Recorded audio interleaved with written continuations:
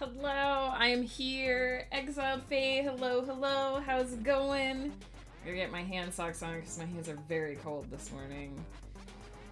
Oh my goodness. Oh my goodness. How's it going, friends? I almost said it's Friday, but guess what? It's not. I guess that's where my brain is this morning. Let's get some ducks going. Let's get some ducks going so that we have some cuties in this pool here to hang out with. To check out.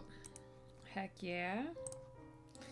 I thought it was Thursday yesterday, so I feel that. I know sometimes your brain just gets in a mood for a certain day and you're like, alright. The thing is, I know why my brain went there too, was because today I'm actually doing the work that I would normally do on a Friday, but I have decided that it's easier for me. Oh, Domerin is just like fucking off. He just want to hang out with the other ducks.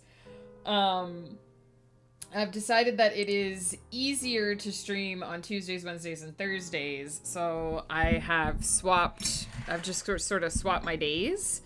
So today we'll do the prompt novel, and after we wrap up stream, I'm gonna do some work on getting the second book of Everyone's Child ready for release. And then tomorrow I'll do what is usually in the past has been my Thursday work, which is, getting more editing done on Everyone's Child, which we were working on not yesterday but the day before. Also, here's Exiled Face Duck. Heck yeah, what a cutie. And our mallard got painted. Heck yeah. Nyx, hello. Oh my goodness, welcome in. Perfect timing, we just got started.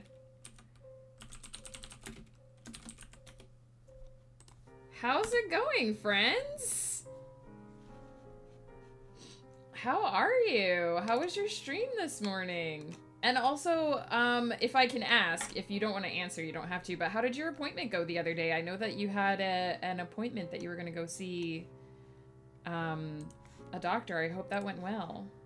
I hope you don't mind me saying that and checking up, but I was looking in your stream the other morning and I remember you were talking about it. Nyx's duck is around here somewhere. She probably isn't on fire yet because all the ducks just spawned. There she is.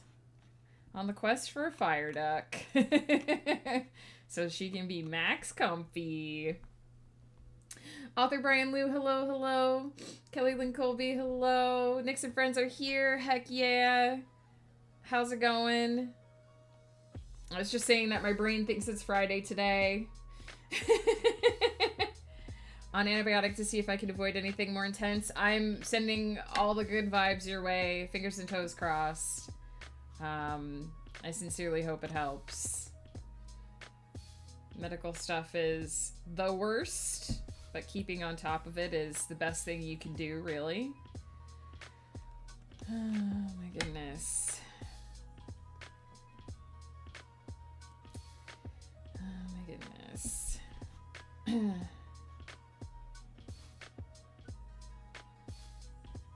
I'm glad to hear it's nothing serious. For sure, for sure. Nyx is heading over into the anti-grav area to float around a bit. Heck yeah. Oh yeah, I have to go over to the launcher and release Hadriel and see if he releases the Stargazer or if he escapes the dome. Ah, he escaped. Did you upgrade the fuck pool? Kind of. There's 3 different pools. There's the Infinity Pool, which is like the default one. There's the Ski Lodge, and then there's this, which is called Hypospace Download. And it is the biggest pool. There's a lot. Oh, poor Hadriel got stuck. Hopefully he'll unstick himself and make it into the pool.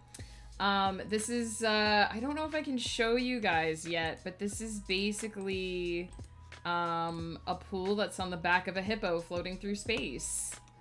So there's lots of stuff here. There's the lower pool, which is sort of where the ducks chill. And then there's the, sphere, the anti-gravity sphere.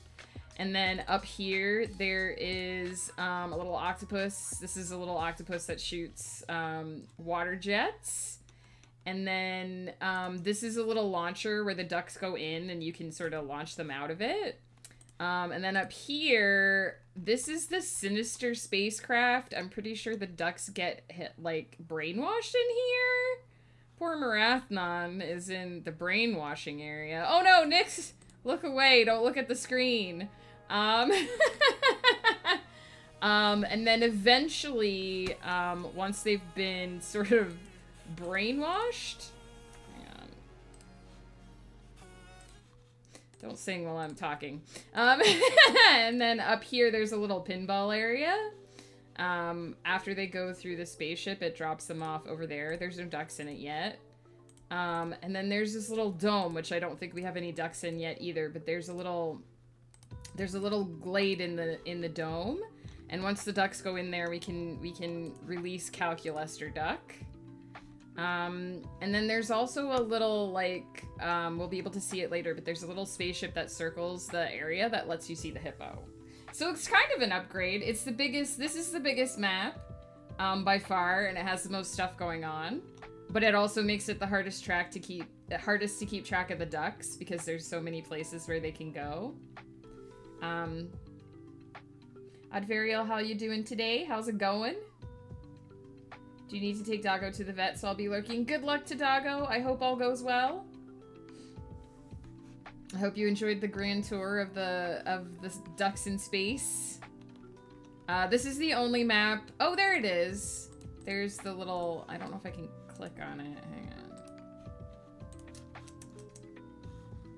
Get a good view of it so I can. Oh, this is going as well, so it'll drop the ducks off in the pinball area. This is where I can usually, there might not be a duck in there yet. And this over here is where the ducks spawn on this map.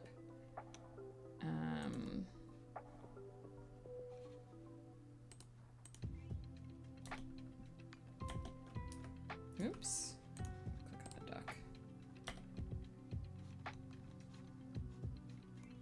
So you can see that while, let's see if you can get to a duck that's in there. While they're in there and it's moving, the screen is sinister! And then the ducks get released into the pinball area. I don't know, I haven't figured out, because there is a score. There's like an area where the ducks like score in the pinball, but I haven't figured out if it does anything if they get to a certain score.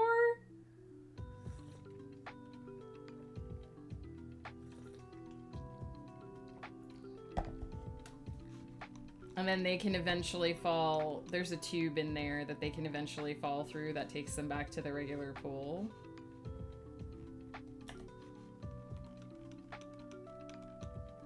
I'm trying to see if I can get into the...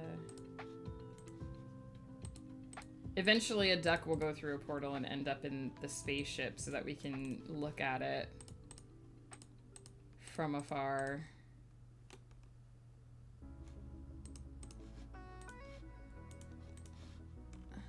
See any ducks in the dome yet?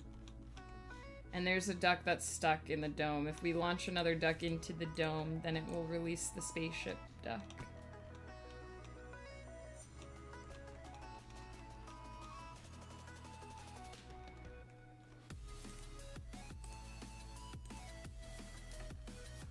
So yeah, lots going on this map. Heck yeah. Today we're gonna write chapter 3 of our prompt novel. So for those that haven't heard about this project before, I should actually update. Whoops! Why, that was in my history.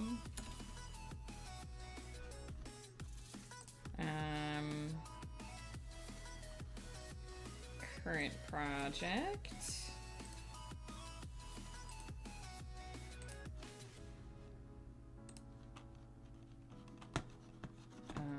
Okay. We're actually going to work on the prompt novel today. So for those that haven't been around while I've been working on this project before, basically every year I write about like 20 or so shorts that go on my blog. Just little freebies, little fun things that I write throughout the year. I like to set aside time for a little bit of free writing, stuff that isn't like super serious and doesn't have a lot of expectations, because it's one of the things that helps me keep fresh with my writing projects and not get too bogged down in you know, the work. Essentially, it helps me stay fresh. Janine, no worries, actually we just got started. Welcome in. So basically at the beginning of the year I went through a bunch of websites with writing prompts on them, and I took out my dice and we rolled a bunch of random numbers, and from that I chose 15 prompts that I was gonna use to create this novel in no particular order. The table of contents is: during a bout of road rage, a woman puts a curse on a man that upends his life. We used that as our first chapter. One character is actually a mystical creature living a normal human life for a short period. I have no idea how I'm going to fit that one in. Man gets lost in a virtual reality sim and can no longer tell what is real. High school sweethearts reunite. A character hears their future from a fortune teller. If I knew then what I know now. She tried to forget him but never could. A man asks his twin to fill in for him for a relationship he's gotten tired of. The lives of two people are changed forever when they meet and engage in a weekend-long love affair. One aspect of every dream a character has comes true the next day. Character is the only one who can read the lost language and therefore the only person who can decipher the scroll. A family on a hike stumbles upon a group of witches in the middle of casting a spell. She has been walking for hours. Her feet are bleeding, but she can't stop. She can't let him find her again. We used that one last week, which was pretty interesting. And then the last two are using only dialogue, reveal a long hidden secret, and using only dialogue, show two characters having their first date. So we did use during a bout of road rage, a woman puts a curse on a man that upends his life as like the opening chapter. That was sort of the hook for the whole novel, this whole random novel that doesn't really have a plan, except for these prompts being in it. And then last week, we used the prompt, she has been walking for hours, her feet are bleeding, but she can't stop, she can't let him find her again. And I used it to create a sort of mythical, like, urban legend cryptid for a small town where one of the main characters grew up, called the Mawar. And having, where did you get the prompts? I got them, I kind of just searched for different types of prompts online. So I did a search for, like, fantasy prompts, like top 100 fantasy prompts, or like top 100 romance prompts, that kind of stuff. And I just kind of looked around at the websites that came up. If you want Exiled Fae, also don't be sorry that you're also doing work stuff. That's 100% fine. If you want, I can go see if they're still in my history and post them in the Discord after stream if you want. I found a lot of them were very similar, but that was why I kind of used the dice and vetted them a little bit. I think I need to do something like that to loosen up the muscles. Yeah, I can definitely... Do I use ChatGPT for ideas and prompts? I have not used ChatGPT for that. I have used ChatGPT to help with my book blurbs. Also, Adam and Rapture, hello, how's it going? I have used it to sort of brush up my book blurbs for my Amazon descriptions, but I've not tried using it for prompts yet. I do know that one of our regulars, Angel Faye, has said that she's used it for that. I think she used ChatGPT and one other AI for that sort of thing. She posted about it a bit in the Discord, but I have not tried that myself. For this, I wanted something really random, but I also did go through and make sure that all of the prompts were interesting to me. Because a couple times when I rolled, it would bring up a prompt, and I was like, I don't think I would be interested in writing about that. I don't think that would be an interesting premise for me. Oh, we got ducks in the dome. We can get Calculuster out. Heck yeah.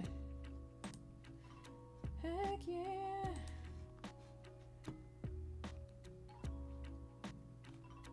No, this is the first time he hasn't even made it into the pool.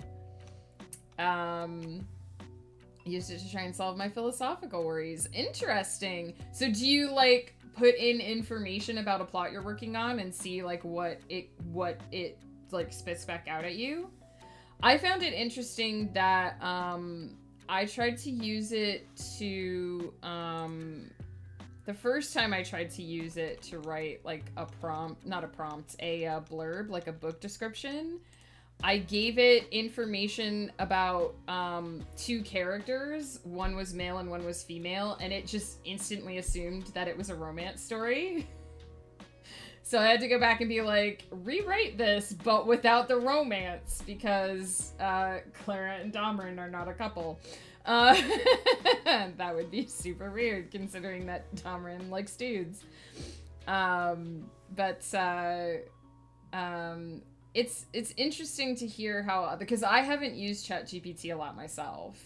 My husband has used it a bit more because they actually teach it in school now, which seems weird to me, but they actually teach teenagers how to use, like, ChatGPT for essays and stuff, which seems super weird to me. So my husband has used it quite a bit more than I have. He's much more familiar with it, which is funny because of the 2 of us, I'm the one that went to school for IT and networking and stuff, and I'm the one who's like, I don't know, I haven't really touched it. Oh my goodness, did Calculuster ever make it into the pool? No, oh no, poor Calculuster. Steven Stuff, hello, hello. AB Coffee, hello. I saw your link. I haven't had a chance to actually look at the game yet because it was on my iPad, but I'm super excited. I guess that's the case of if you can't beat them, join them. Yeah, he explained the philosophy behind why they teach them to use it. I'm gonna be honest, I don't really get it. Because I've definitely had discussions. My husband's a teacher, so I talk to a lot of teachers. A lot of my friends are teachers. And a lot of them are like, yeah, we're basically teaching them how to cheat. Like, we're basically teaching them how to get something to write their homework for them. But also because they teach it, they know how to spot something that's been, you know, written with ChatGPT. So,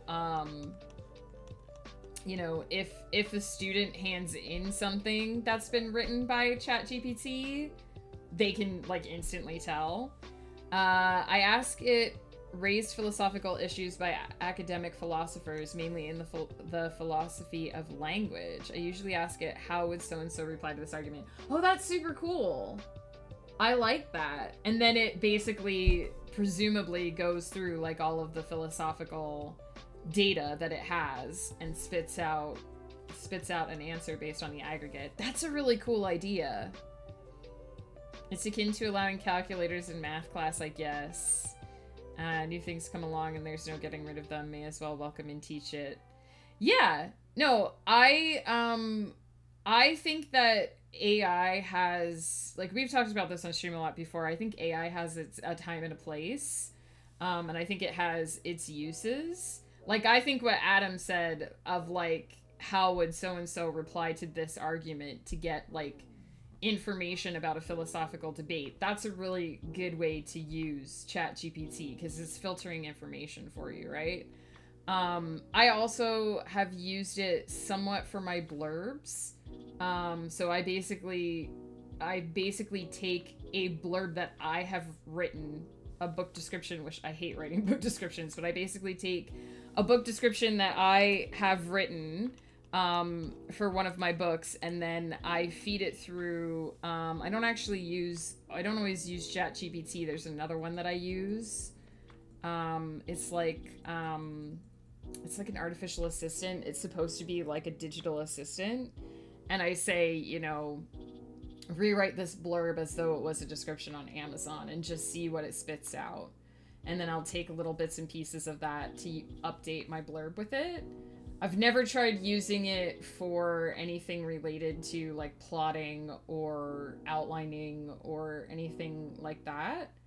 I think that using it to generate like writing prompts would be fine, because it's no different than like Google searching for a writing prompt.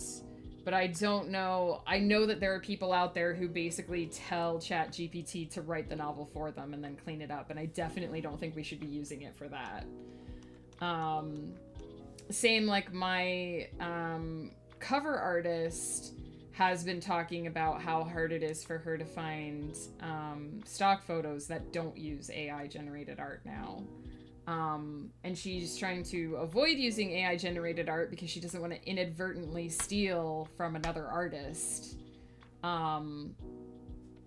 So that's a whole thing. I definitely think that like the governance of AI will have to be defined for sure, because I think right now we're sort of in the wild west of it. I used it to make blurbs for my games, hated 50% of it, kept 50%, liked and finished it myself. Yeah, I think it's a good tool for helping you, like, for me, when I write a blurb and then I put it through the AI restructures the phrasing in a way that doesn't occur to me to do it, because it's looking at, you know, hundreds of different patterns of how people put that information together, and it's using that format to restructure what I've given it.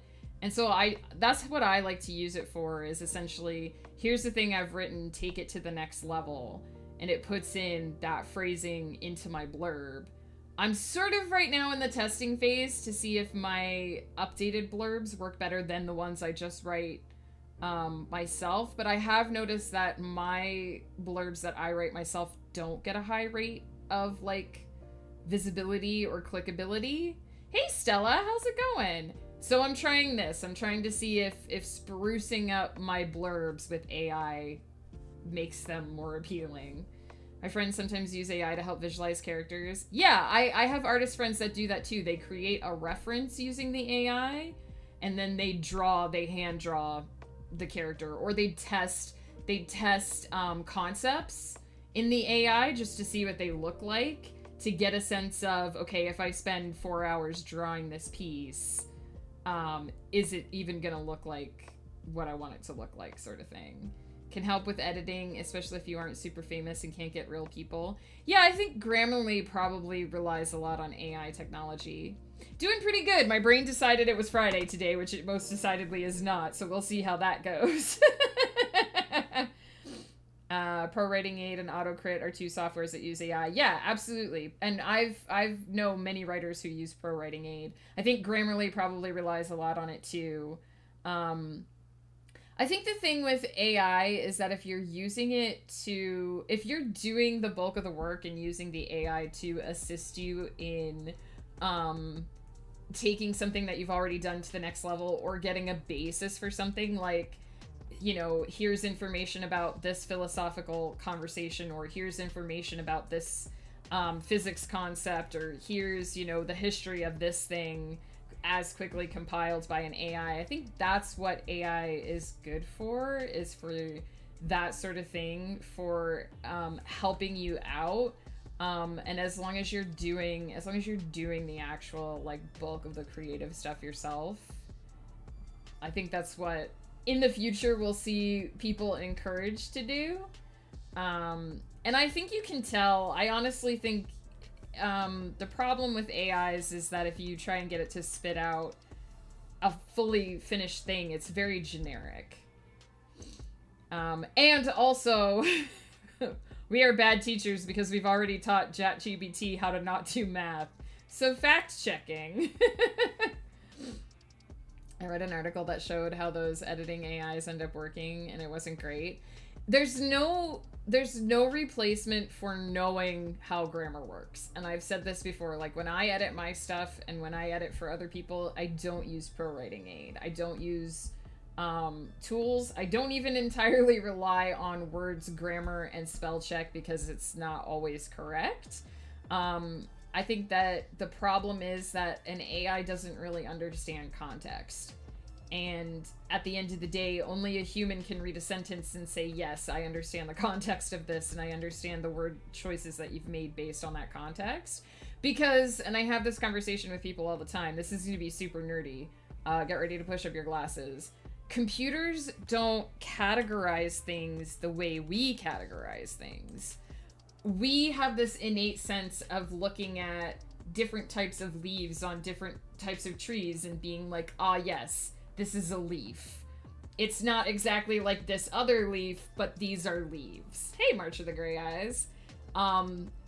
Computers don't really do that. Computers have to be taught what a leaf is. And because of that, because they don't have that instinctual understanding of categorization that we as humans have, sometimes a computer might look at a green splotch and say leaf. Because to the computer, to the AI, the shape and color is similar enough that it thinks it's a leaf, even though we're like, nah, that's just a stain. That's just a green splotch. That's just a spilled coffee or whatever, right? And as AI gets more and more refined, it learns the difference between more and more shapes and objects, and it learns a better characterization system, but it has to be taught that information. And because of the way we train AIs, the quality of an AI's output is only as good as the information that trains it. Garbage in means garbage out. And they noticed that pretty much as soon as they released ChatGPT in the wild, it became less good at math. Because people started feeding it the wrong information, right? And an AI has no way of necessarily fact-checking. There was a very famous case where a lawyer asked an AI to put together information on a case, and where it does not find information, it creates information. So it created a precedent, it created a case that didn't exist, and the lawyer didn't check it and put it into his case, and it turned out that it was BS, and it was all over the news, right? It was the same when I told ChatGPT, here's a story about a man named Domrin and a young girl named Clara, and here's some information about them, can you write a blurb for me? It instantly assumed that they were in a romantic relationship, even though I didn't say that, because of the patterns that it was looking at, because, you know, most books that have a male character and a female character that have stuff going on end up being romantic partners, right? It's scary when schools in my state are now going to utilize artificial intelligence in the security cameras to detect when someone is holding a gun.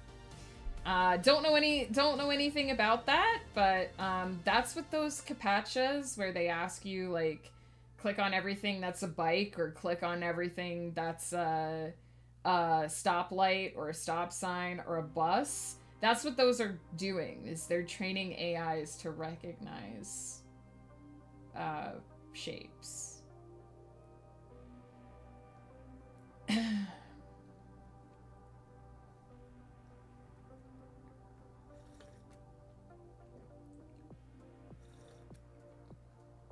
My personal opinion, as someone who, again, went to school for IT and networking, my personal opinion is I have nothing against AI and I have nothing against the creation of AI, but I don't think that AI is sophisticated enough yet to use it for the things we want to use it for. When I wrote The Celestial Serenade, I very specifically created, it was very specific in the creation of the artificial character in that book, in that at the time that that character was developed, at the time that that AI was made, the people who were making it did not have the ability to make a fully sentient artificial being. They didn't have a way to teach a computer sentience. They just did not have that capability. What they were able to do was simulated intelligence. And that's kind of where we are right now, where we give a computer a bunch of information and basically say, take all of this information and amalgamate it into a response. the computer doesn't necessarily learn in the way that a human brain learns. It's not necessarily capable of creating something completely new. It just takes pieces of data, checks them against each other, and puts them together in a new pattern. It's simulated intelligence. It's not actually artificial intelligence. It's not quite the same thing. It's basically as if the computer has a massive array system, and when you ask it a question, it checks everything against that array and spits out the right answer. It's not the same as if you ask a human a philosophical question and ask them to create a creative response. And so I very specifically drew that distinction when I wrote the Celestial Serenade. Why did it do that? Hang on. It was very weird.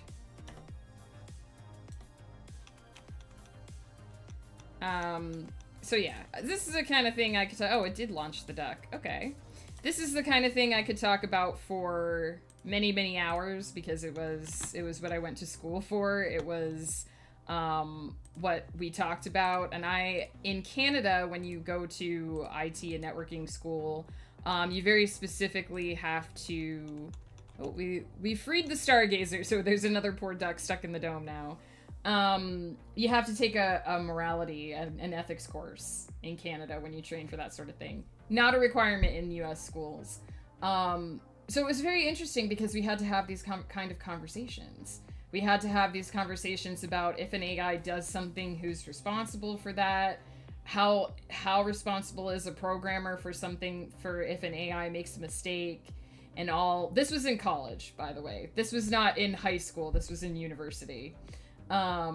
So those were conversations that we have to have. So I have a very developed sense of that argument, and it's been very interesting to sort of watch from the sidelines and see how the technology is talked about.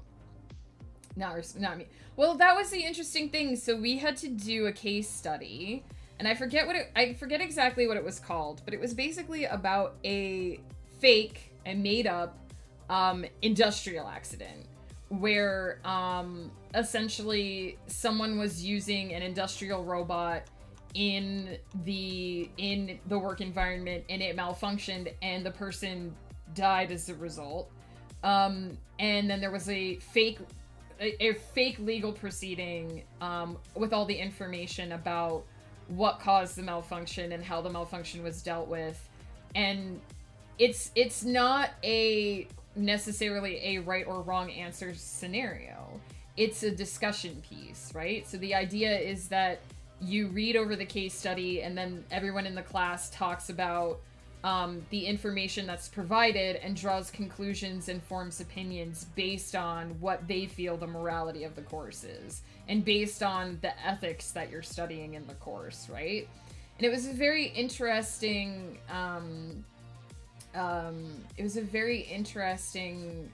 thought experiment, essentially, because the point of it isn't necessarily to tell you exactly what is right and wrong, but to develop a process in yourself by which you consider those things when you create a program, or when you create an interface that users are going to interact with. Because the idea is that if programmers are going to go out there and make these, complicated, expensive pieces of equipment or whatever that people are going to interact with, then you should have a developed sense of process for what you're going to, what is going to happen when people interact with that.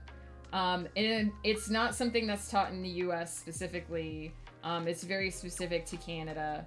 But it's very important because it makes you consider the end user in that scenario. Because programmers take a lot of shortcuts, because they just want something to work. They don't necessarily care how it works, and that can cause problems as well.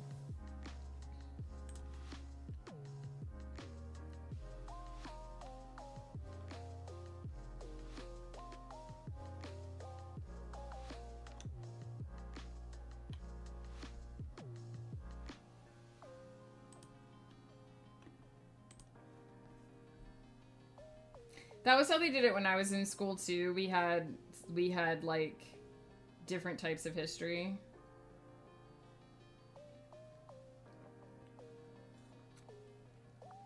Anyway, wow, what a tangent. Thank you for everyone for listening to me just yammer about this kind of stuff. I actually have this is something that I really like to talk about. Not just because, you know, the philosophical and moral implications of it, but the technical aspects as well. And I'm a sci-fi writer, so of course. And I have a friend who some of you have seen on Ghost Pepper's streams, Mr. Roboto, who actually is getting his master's degree in artificial intelligence. He knows how to build artificial intelligences and how they're trained and all that kind of stuff. And I picked his brain hardcore when I was writing the Celestial Serenade. Well, thank you for hanging out and listening to it, Steve and stuff. I know some people are like, oh, you're gonna talk about this for an hour, but for me, it's so interesting to look at the technical aspects and everything, just because, again, sci-fi writer, but also having worked in IT and having worked as, you know, support in IT, and knowing people who know how this technology works and who can tell me, like, the you know, here's how an AI is trained, here are the 3 different ways that an AI is trained, and here's how this algorithm is designed to work and all that. For me, it's fascinating. So sorry to anyone who was like, I'm here for the writing and not for the AI stuff. We're gonna do the writing now. We're gonna do the stuff. The prompt that I'm gonna use for today's chapter is gonna be High School Sweethearts Reunite. I have a plan. I say a plan. I have a very vague idea of who I want the 2 high school sweethearts to be. So I am going to grab the names for these characters out of the previous chapters. I believe it's Nala and let me write this down.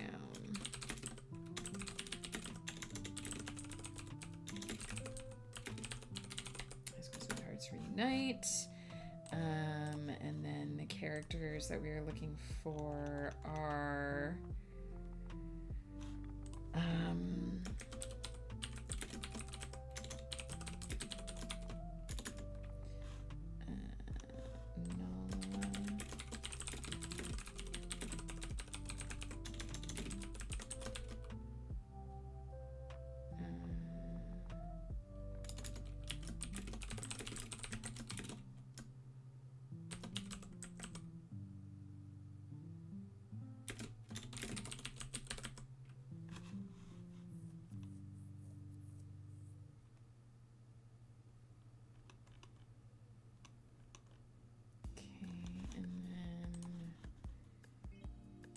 also have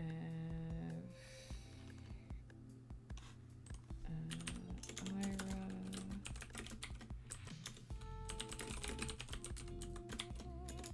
and Delmar.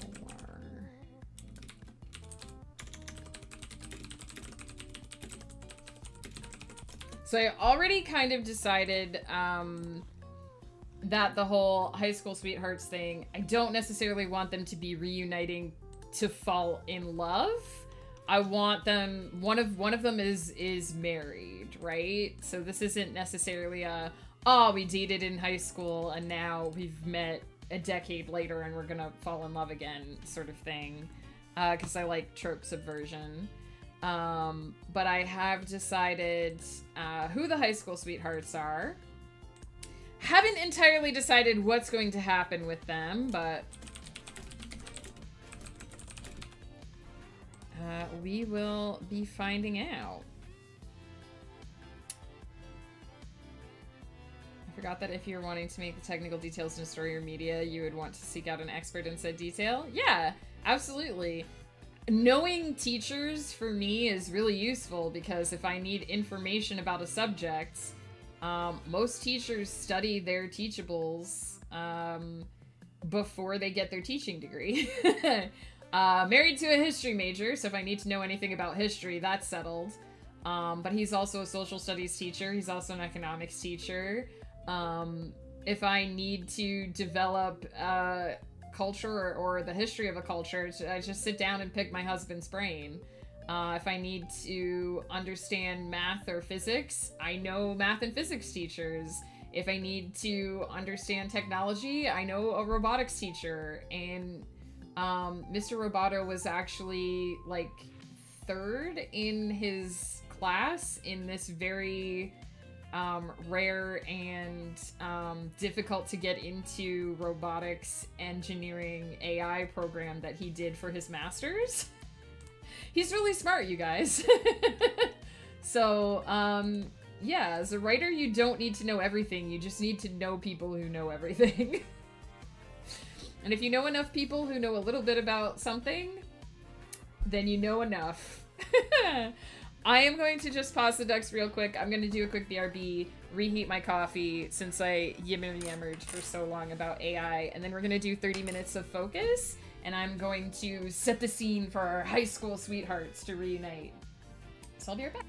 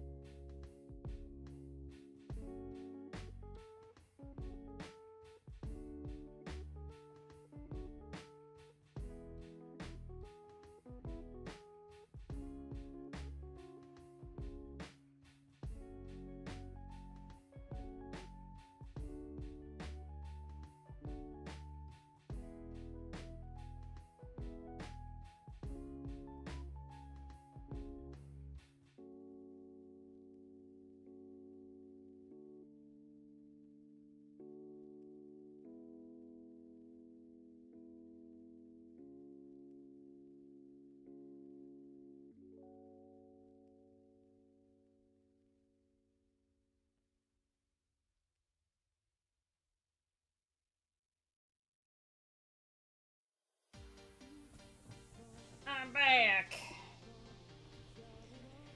All right, let's save.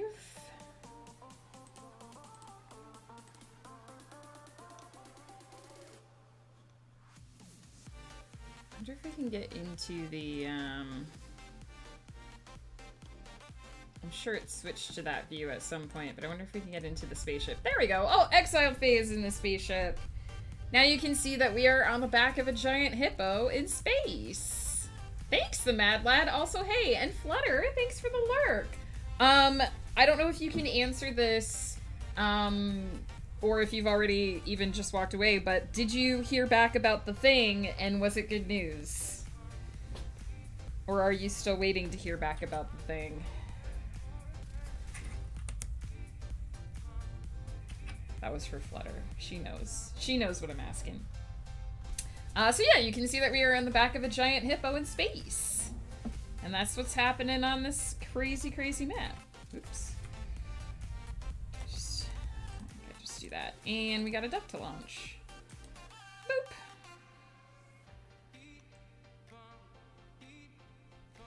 Maybe going in tonight for the interview? Yes. Yeah. Then I will be crossing my fingers and toes and sending you the good vibes tonight. I wasn't sure if the interview had already happened. All the fingers and all the toes crossed.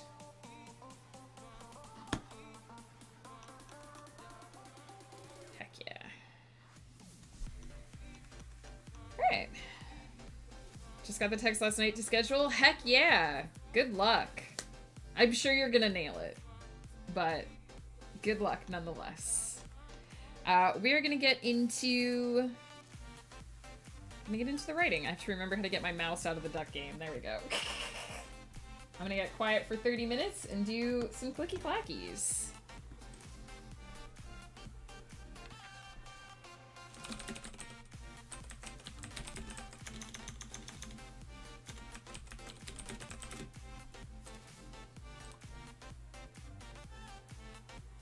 The Mad Lad, thank you so much for a 3-stream streak. Heck yeah. You'd think my productivity would be through the roof. Hey, I'm probably the biggest part of the distraction, let's be honest.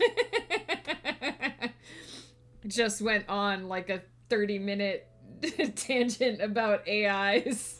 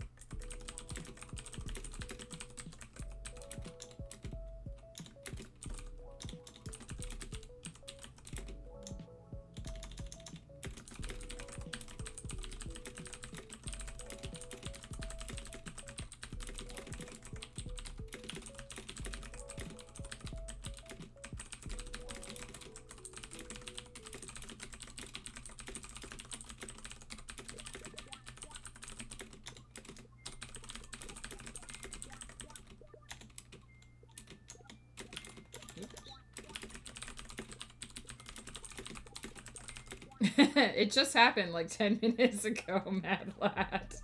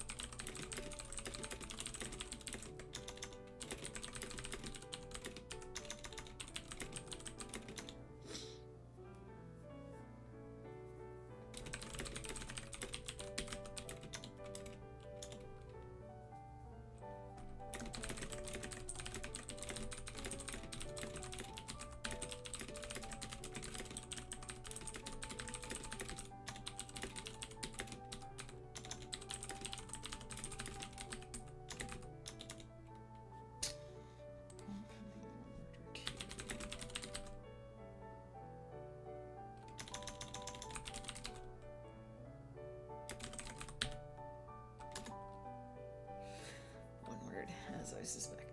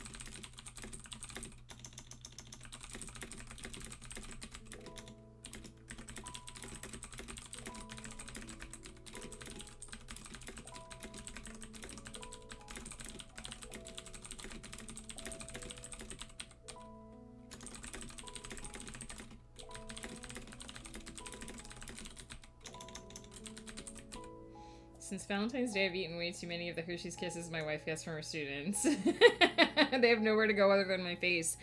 That reminds me, I was going to buy myself some chocolate. It's just a difficult thing for me because lactose intolerant.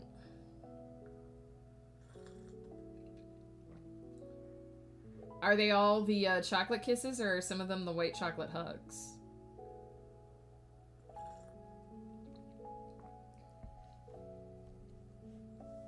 I like dark chocolate too because it doesn't have dairy and I can eat it. Aw, they're all the regular ones. Classic. I do like the hugs though. First graders don't have the budget. I see, I see. I didn't realize your wife taught first grade.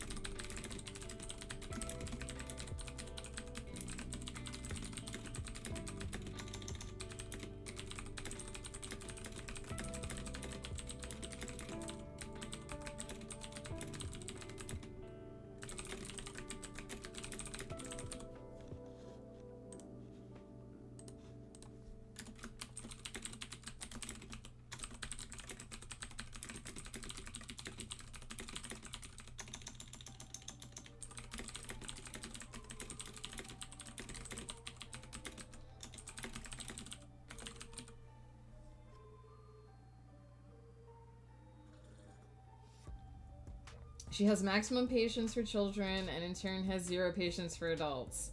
Dang. I have no patience for anything, so she's like a saint in my opinion. I regularly tell my teacher friends when they tell me stories that I don't know how they do it, because I would be fired in 10 minutes. The way some of the high school students talk to the teachers, I would just be like, You little turd.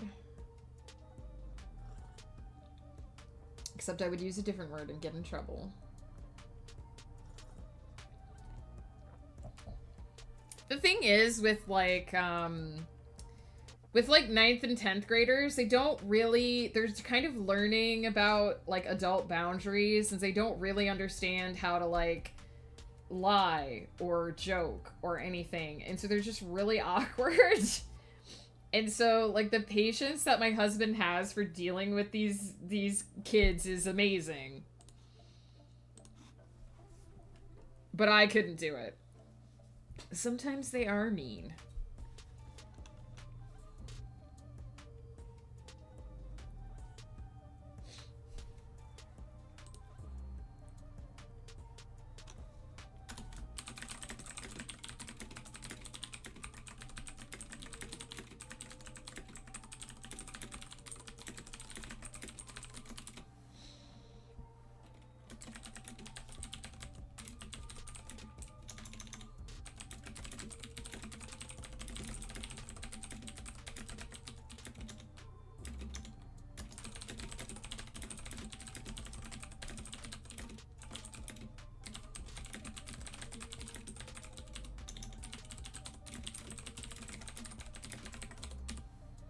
My wife tells me middle school is the new high school nowadays. She said high schoolers are pretty well put together. Oh, my husband would have a different, my husband would have a different opinion of that. The truth is that, they're still seeing a lot difference in the way kids are reacting post-pandemic. There's still, like, the classes, the 10th, 11th, 12th graders that they're teaching today, exiled faith, don't get brainwashed, are still acting much differently than the classes from prior to the pandemic, because they still are recovering from that experience. So, it's interesting. It's interesting how it affected the behavior of an entire generation.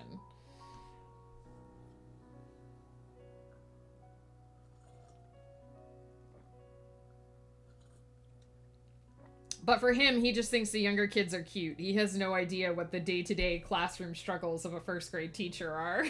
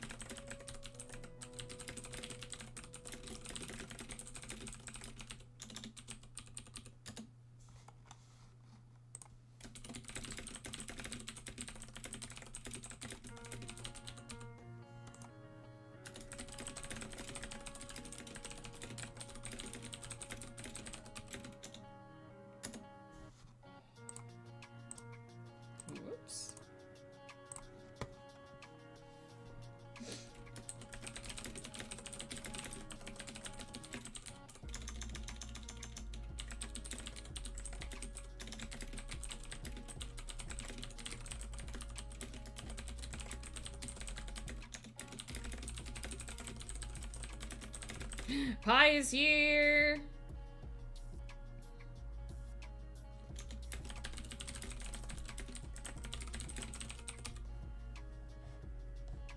Who else would be redeeming hydrates, Pie?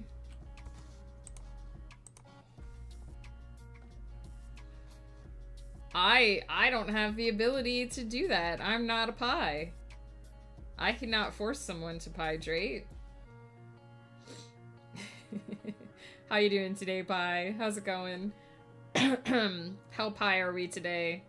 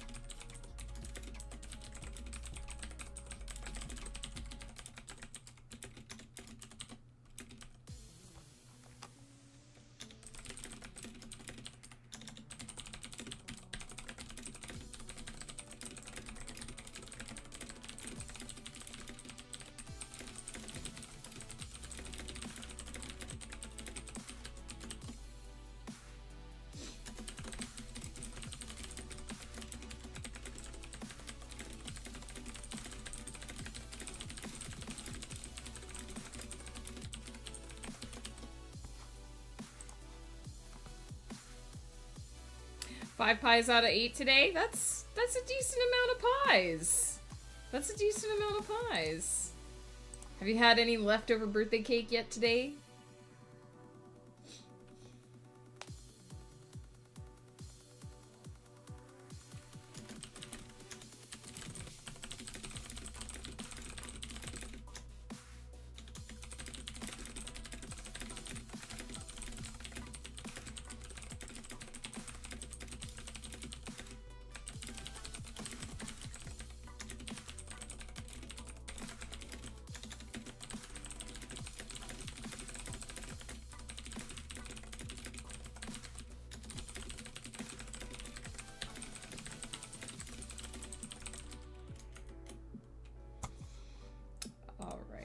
So, first sprint, 1,540 words, and we have got 1, 2, 3, 4, 5 hydrates. Heck yeah.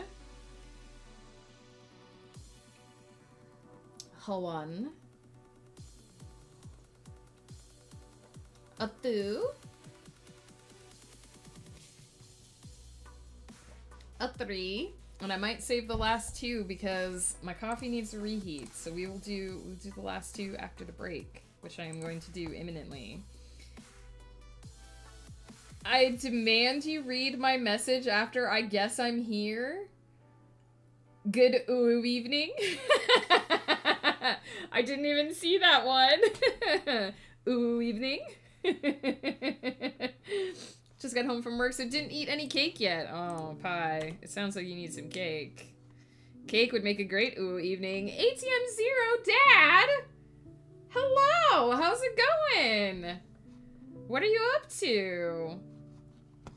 What is up? I have a side quest for you off stream. When you try out the game, can you try it in Chrome?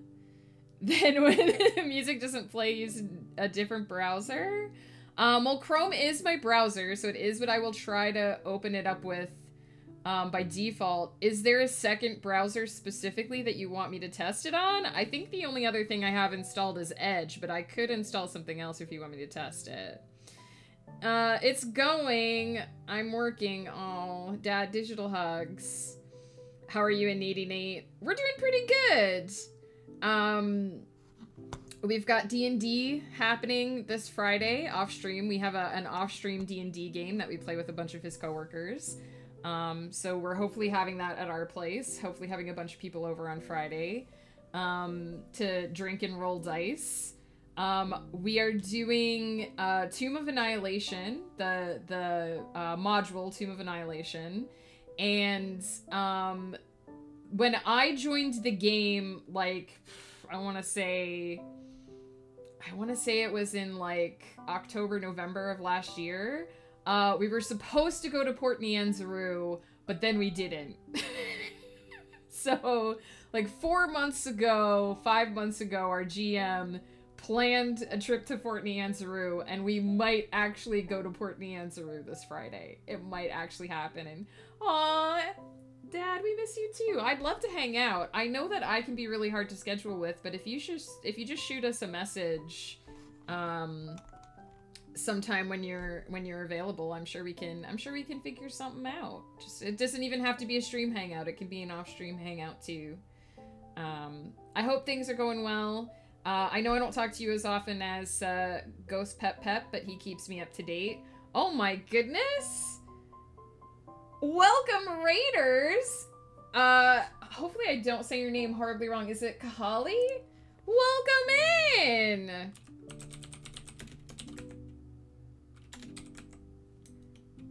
Welcome in! Oh my goodness! So many people! Hello, hello! Pi, enjoy your lurk. The tome will annihilate you. I mean, at the rate we're going through this quest, probably. NJ Butter, welcome in! Oh, Dad, were you scouting ahead for the raid? Cardboard Snagging Raid love, hell yeah! Scarlet Princess, welcome in. Hello, hello. Soren, hello. If I say anyone's name wrong, please correct me. I'm horrible with names. Akusuru, hello, hello. Golden Leopard, hell yeah, welcome in. Rat and Princeling, hello, hello. So many friends, absolutely. Scarlet Princess, thank you for the follow. Hell yeah. Leopard and ATM sent me here. Well, welcome in. Thank you so much to Dad and Golden Leopard for bringing some new friends in. For those that don't know me, I am Megan Cutler. I am a sci-fi and fantasy author. If you check the About section of my Twitch, you can see a bunch of my book covers down there. I put out a new book every other month pretty much. Rat and Princeling, thank you so much for the follow. I just put out the first book in a brand new fantasy series that takes place in a high fantasy world called the Aravalia Chronicles. I don't think I've updated the link. I'm a bit behind, so let me grab the link for you guys. But if you use any of the commands above my head there, it will bring up some links for the various series, or if you have any that you are interested in learning about, let me know. On your screen right now, you see a bunch of cutie plastic ducks. This is Placid Plastic Duck Simulator. These cuties hang out in the background while I do the clicky clackin'. We are in the Hippo Space download map today, so we are floating through space on the back of a giant hippo while the ducks do their duck thing. And I decided to do this really crazy project this year where I decided to write an entire novel based on writing prompts. So we are writing chapter 3 of the prompt novel today, which is High School Sweethearts Reunite. And it's been interesting. We just finished the first 1,500 words during the last sprint. Kali, also, am I saying your name right? Thank you so much for the follow. And Soren, thank you for the follow as well. What were you up to today? I have to sprint off to another stream, but hope you're having a wonderful stream. No worries. Thank you so much for coming in. I'll check out your channel. And see what all you were up to. If anyone's working on anything, if you're working on an art project or whatever, please feel free to let us know about it. No pressure. But we love to talk creativity here. I did go on a weirdly random rant this morning for about 30, not rant, but tangent this morning for 30 minutes, just talking about AIs and how they work. Sci-fi writer, gotta do. Usually I do 30-minute sprints. So during the sprints I get pretty quiet. But we just hit our first break, so we are in chat time. Mostly Golden, but I definitely might have also said a thing or two. Well, thank you to both of you, Golden and Dad. Also, Golden Leopard, while you're here, way back in, I think it was last September, you won a poem from me, and in a week or so, that poem, that sonnet, is going to go up on my blog. I'll tag you in the Discord when it does, but there's a VOD on YouTube if you ever want to watch me compose a sonnet to you. Oh, we've got 3 hydrates now, because we've got 2 from Pi and 1 from Dad. I know, it was so long ago. I wrote them at the end of last year. So the limericks and the haikus went up this past week, and I think not next week, but the week after, the sonnets will go up. I'm just gonna pop AFK 1 quick minute. I know we just got a whole bunch of people in, so I won't even flip to the BRB screen. I'm gonna leave the ducks up. I just have to pop AFK 1 minute because my coffee is cold, and I want to give you guys good hydrates with the hot coffee. So I'm just gonna pop away 1 minute. I'll be right back, and then I will catch up on my hydrate debt. Because otherwise Pi is gonna come out of lurk mode and be mad at me.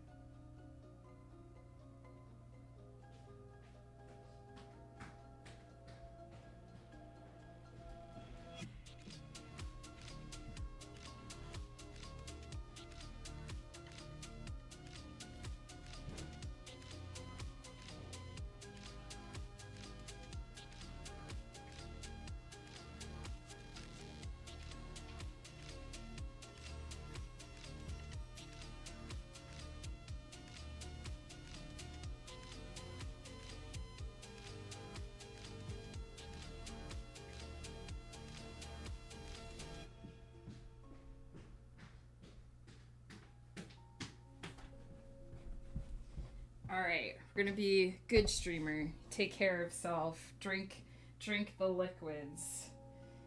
But I love me some fresh hot coffee. Quick chat, what's everyone's favorite color? Oh, dark forest green? Good choice. I like a navy blue. I know I'm not technically chat. I don't technically count. But like this color. This color. The color of my octopus. Favorite color. Alright, 3 hydrates. Cheers. 1. And 2 for Pi. And 1 for Dad. Cheers. We got the Ursula mug. For anyone who hasn't seen my fabulous Ursula mug before. Yeah, I like this like dark shade of blue. This one's sparkly too. I don't know if you guys can see the sparkles. Sparkly yarn. That octopus was made for me by Woof. He doesn't want to sit up today. He wants a nap.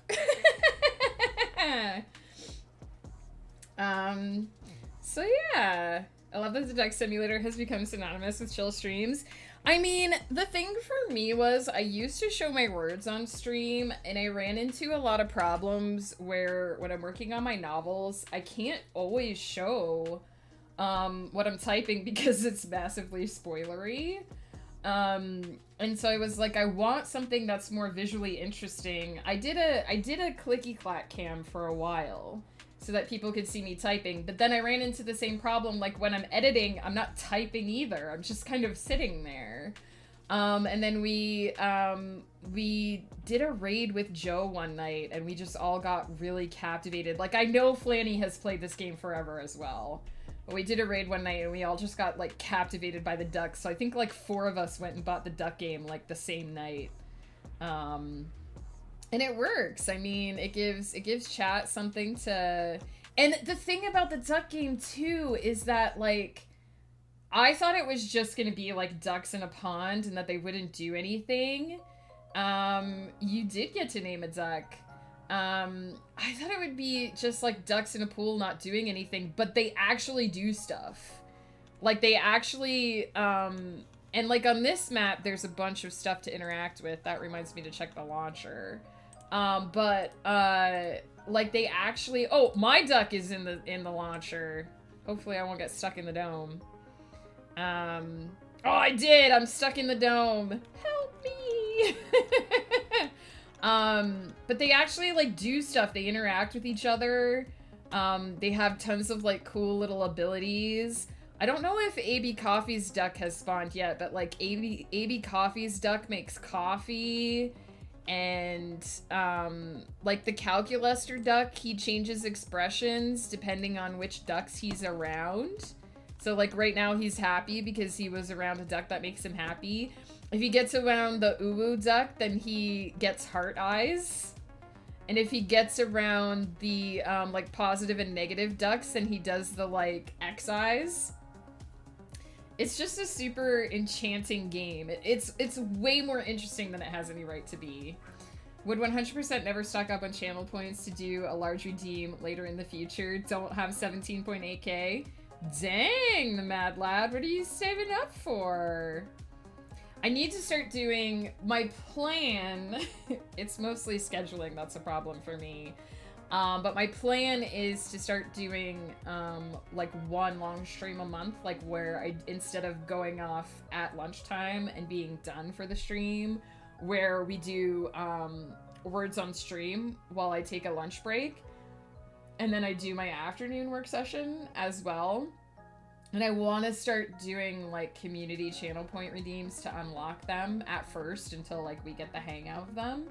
But I, you know, I keep getting ideas for my channel and then going to sleep and forgetting about them for a week or two. I'm not sure, but I got my eye on that Pinterest redeem. The Pinterest is one that people don't use as often as I thought. Need to do a lurky. Just realized I haven't eaten breakfast. Dad, get some food. Get some food in ya. We love you. Take care of yourself. And thank you so much for helping bring new people over to the stream. I really appreciate it. It's good to see you. It's so realistic. I know. It's funny because, like, the number of ideas that I come up with, and I'm like, I'm gonna do that when I get to my computer. And then I get to my computer and I'm like, it's like a fresh brain. It's like I've totally forgotten everything that I thought about before I sat down at my computer. And then at midnight when I'm crawling into bed, I'm like, I was gonna do that thing. I never did it. I'll do it in the morning. And then I don't do it in the morning because I forgot again because I slept. Hey, you still get 1% of the credit, Dad. And I'm gonna give it to you. Just made some chorizo egg burritos.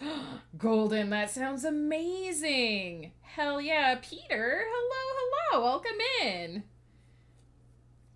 How are you doing today? How did you finally get some sleep, first of all, because you were up for like 30 hours yesterday? And how's the film festival going? Are you able to talk about any of the films yet? I didn't think it's been that long, but it's been nearly a year. August 2nd I joined. And we're on February 29th. Dang! It doesn't feel like it's been that long. I honestly, when it pops up and people are like, people have been subscribed for like 18 months, I'm like, have I even been streaming for that long? Because it doesn't even feel like I've been doing that for this long. Dang.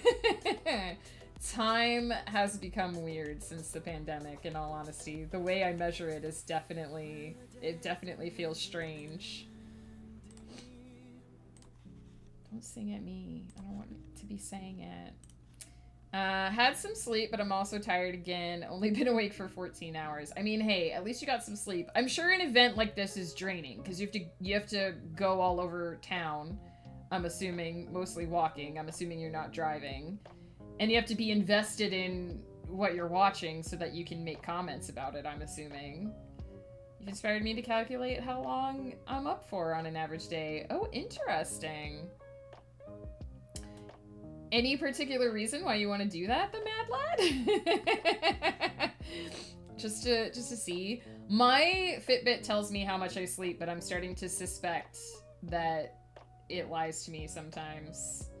I think it doesn't count sometimes when I sleep, and I think it does count sometimes when I don't sleep, so I think it's suspect now. I'm not entirely sure if it's telling me the truth about how much sleep I really get. 16.5. Nice. I'm definitely a night owl. I'm definitely, if it wasn't for the fact that, Ghost Pepper, has to work like a normal... Oh no! I can't see the launcher. Oh! I did it! I've never been able to launch this duck before. Free me! Nope.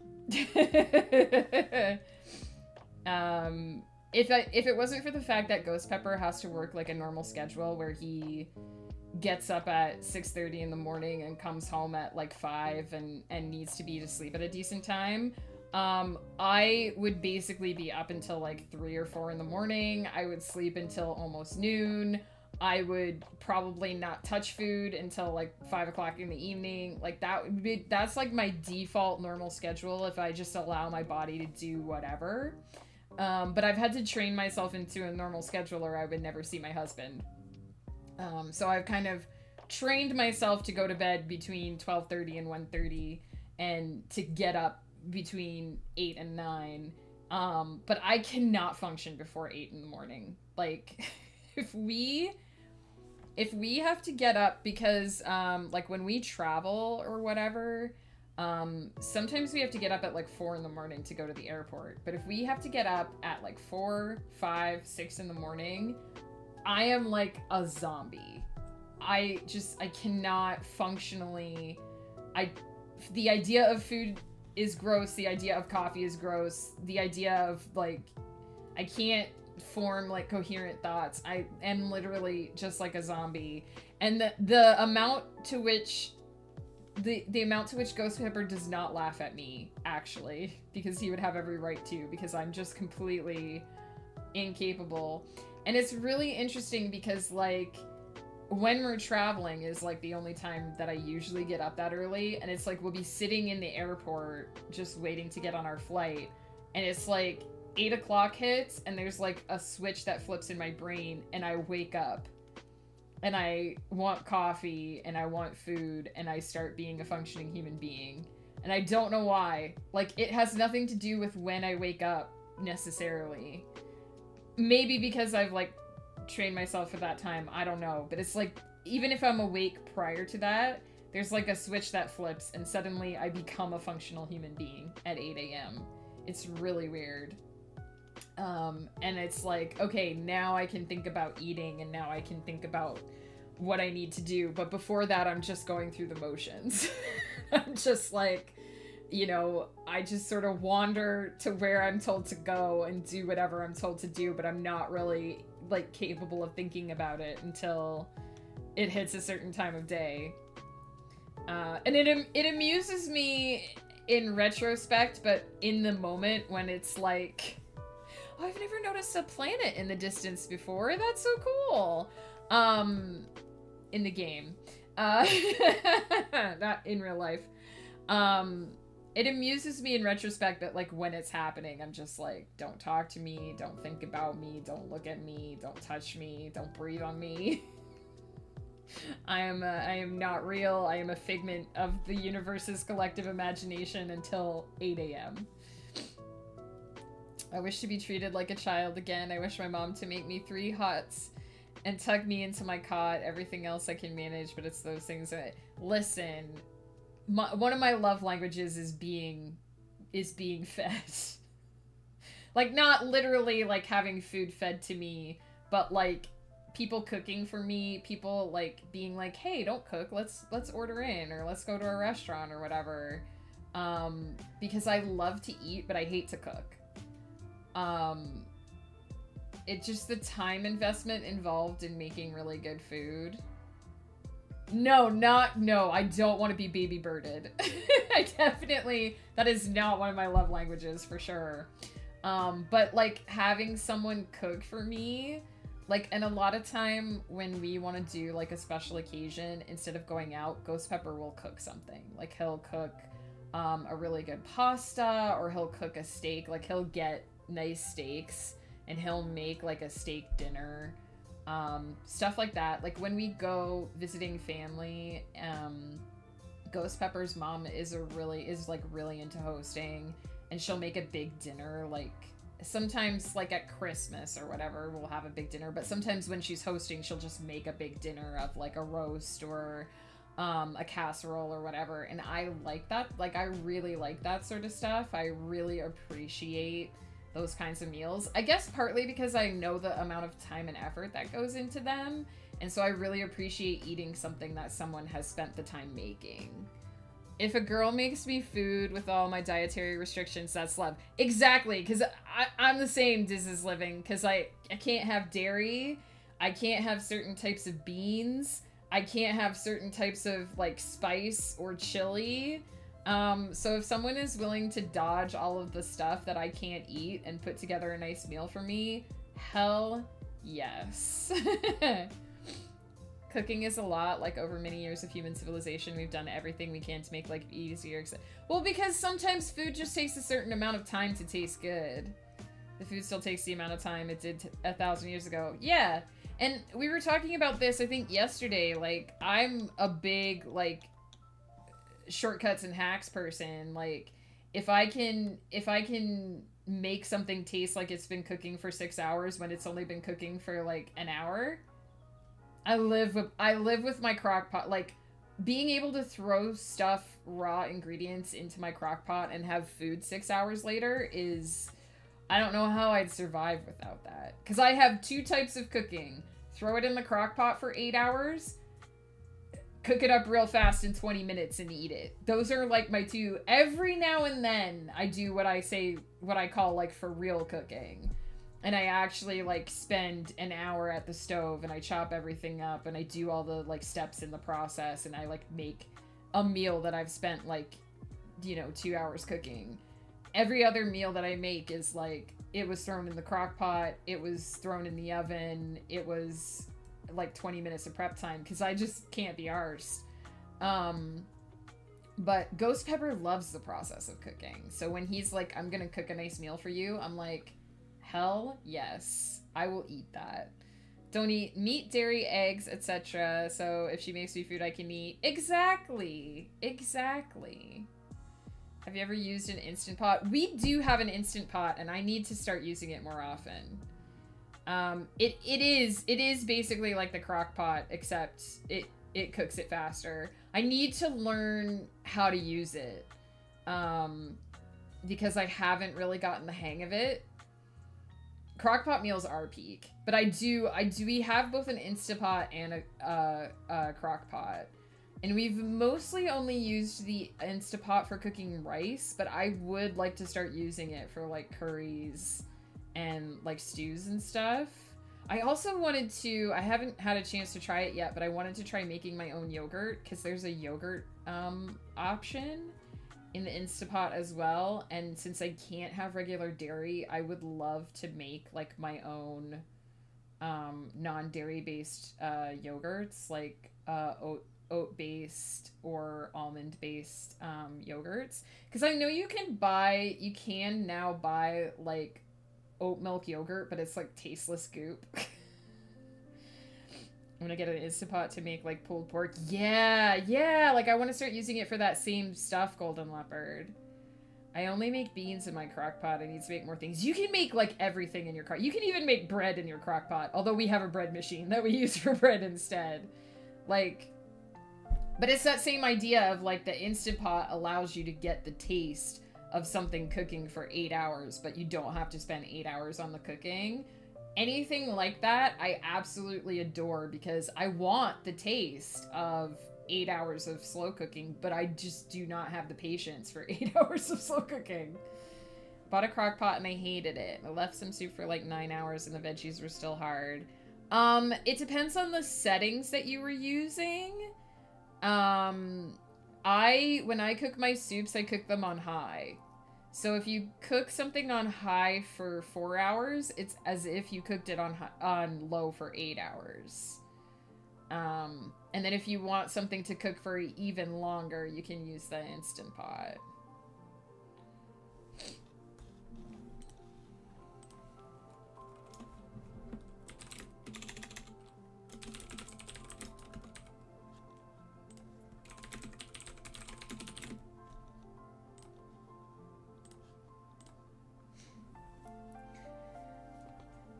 Maybe it was just a shitty crock pot. That sounds like a shitty crock pot to me. Because I've never had that problem. I actually add my carrots and stuff into my soups later because if I add them in too early, they just turn to mush. Slow cooking pinto beans is just salt and pepper in a crock pot. Heck yeah. 15 bean soup? That sounds amazing. I probably couldn't eat it because there are several beans that I can no longer eat, but that sounds amazing.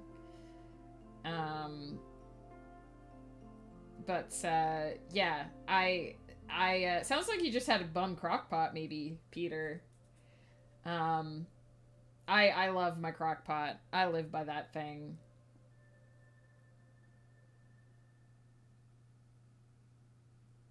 I don't need to feed a desert of people. Fair. I've always used a big, like, I have a big crock pot. I've had the same $30 crock pot for years. Yeah, we actually have 2 crock pots. Because we got one when we were married, and we got another one later that has a timer on it, and we just kept them both. Because we're like, someday we're gonna be like, if only we had another crock pot, and then we will. And we have the Instapot. So, that's fair, Peter. I would say, try a different crock pot, because that crock pot has failed you. For sure. I don't know if maybe it's the size. I've never used a small crock pot. I think we have the, like, 30-quart one, or whatever it is. Is it 30-quart? 10-quart or whatever? We have a big one. Whatever the big ones are, we have that. And same. I make soup and we get 3 meals out of it. Oh, the floaty is in the pool. Keep an eye on the cow floaty, because something interesting happens if they pop it. Do you think the crockpot people got mad at the croc shoes people? They're different genres, so I don't know. Almost done journaling? Heck yeah, Janine. I make soup for the week. Exactly, Golden Leopard. Exactly. I build leftovers into my meal plan because I don't want to cook. I just want to be able to heat up something. But I want the taste of something that I homemade. So I love my crock pot because I just make a giant meal. And then the next time I have to cook, I'm like, heck yeah, I already cooked. And I already know it's good. And I just have to throw it in the microwave and get it hot. Different genres of crock. Exactly. Different brands, areas, different trademarks. The tire company literally told it. Yeah, do you know why that is, Golden Leopard? The Michelin star started because people weren't wearing out their tires enough. So the Michelin company wanted people to drive more because they wanted to replace more tires. So they started a travel book. They started a travel book that told people where to go. And the Michelin star was these are the places that you absolutely must visit because they wanted people to drive more. That blew my mind too, where I was like, why is there a tire company with a restaurant star? But that's the story behind it. That's advertising for you. That's bonkers. Crockpot stuff usually is better as leftovers, for sure. Yeah, that's the actual reason. That is actually 100% why the Michelin star exists. Because the guys who ran the Michelin company wanted people to drive more. So they created a travel guide.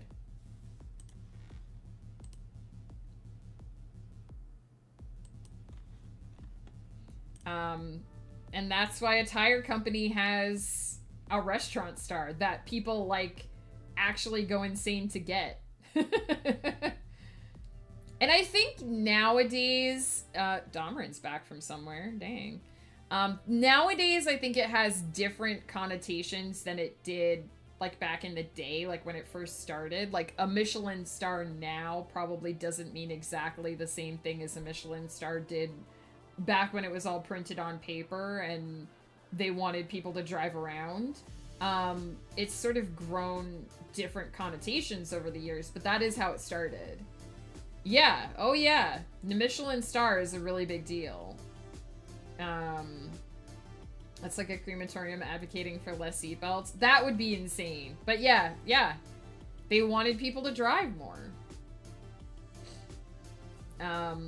So nowadays, I don't know if it's probably still loosely associated with the Michelin company because it's called the Michelin star. But I imagine that they actually, like, employ food critics now, for that versus just the guy who owns the tire company. But that is how it started. It's crazy how these things evolve. Speaking of crazy things, we should do another spront before my coffee gets cold, because we can't do a spront with cold coffee. But now you know, now y'all like me know the story of the Michelin star and why it exists. This is why, like, viral advertising techniques are, like, a thing. Because some guy who owned a tire company created a travel guide, and now we have Michelin star restaurants that people go absolutely insane over getting that rating. So, yeah. You never know when you're gonna create the next weird craze. But let me get you some clicky clacks. Enjoy the next 30 minutes of clickying and clackying. Oh, we got a new duck.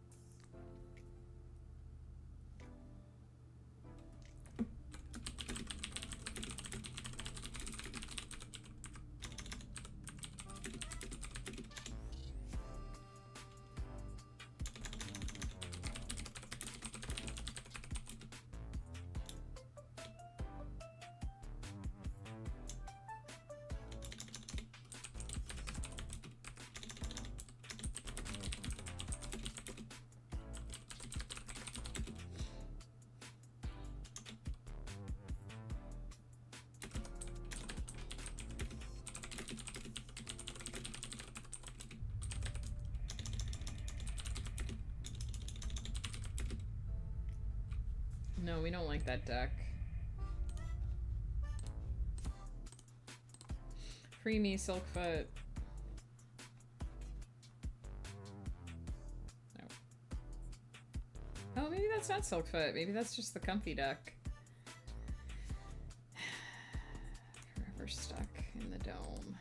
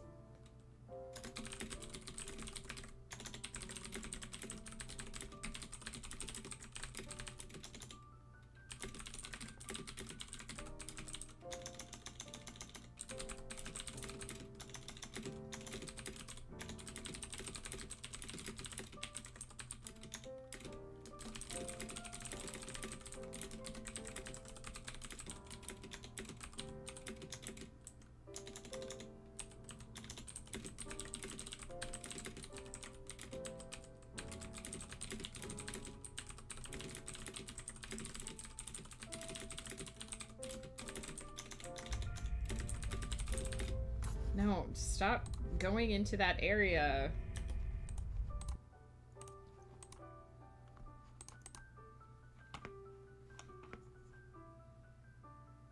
Oh, I'm free! Afro Duck has freed me.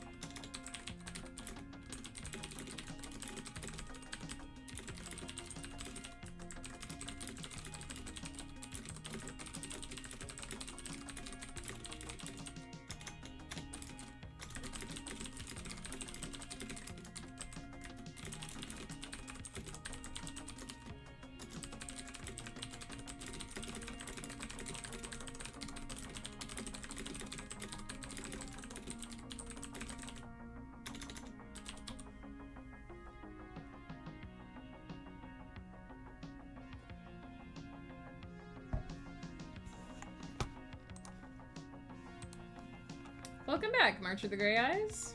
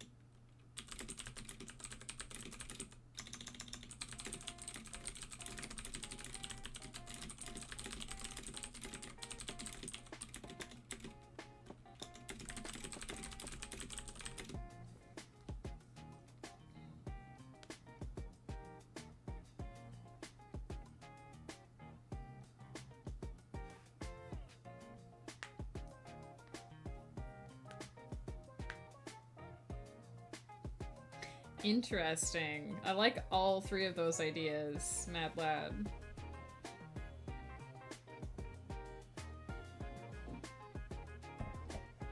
If you're leaning toward the bus, go for the bus.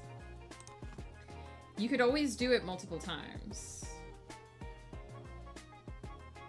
If you have 3 strong ideas. It's like the bard saying both. Both is good.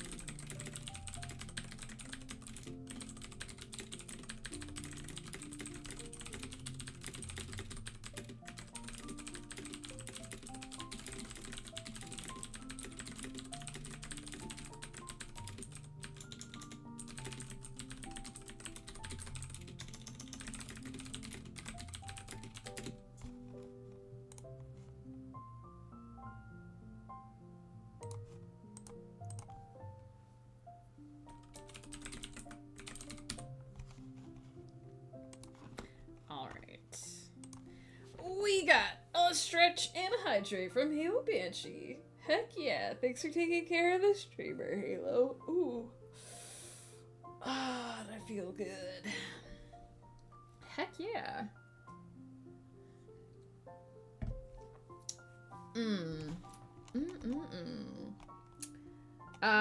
March with the Gray Eyes, glad you were able to get your medication. Sorry to hear that you had to go through such a rigmarole to get it. I know that in the States, I know that in the States it's often that the whole insurance thing is a big thing that happens in a lot of places where, certain doctor's offices and certain pharmacies and stuff will only take certain insurance. It's much less like that here, but we have public health care. So I'm really sorry to hear that you had to go through that, but I'm glad you were able to get your medication. Very important to be able to get your medication, and I hope that you don't have to have any more trouble with the insurance. Challenge to write a short story with the title Survivor. Yeah. I like all 3 of those ideas. Especially because I hate waiting in lines. Halo, how's it going? How you been? I assume that you've been lurking on and off. But I hope things have been going well. I hope you're taking care. Ooh. Lucifer Duck. Let's see. Where did I start that sprint?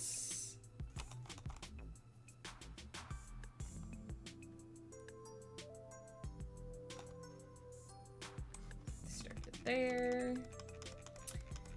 So that was, ooh, dang, I was on fire this sprint. 1,752 words. That is quite a lot, which brings us up to 3,292 for the total. I'm just about done. I do have a little bit more conversation to fit in, and I have to decide where I want to end this scene. And I have to come up with a title for this chapter, because all of these will need titles for the blog. But I really like how this scene is coming out.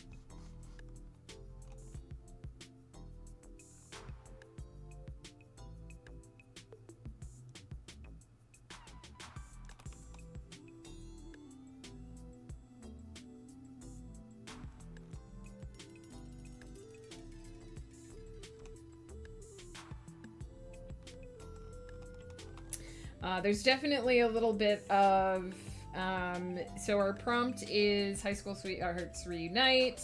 And of course, as I said, I'm taking a little bit of a different approach. One of the high school sweethearts married someone else. So the guy married someone else, not the girl he dated in high school. The girl that was dated in high school never married, and is single.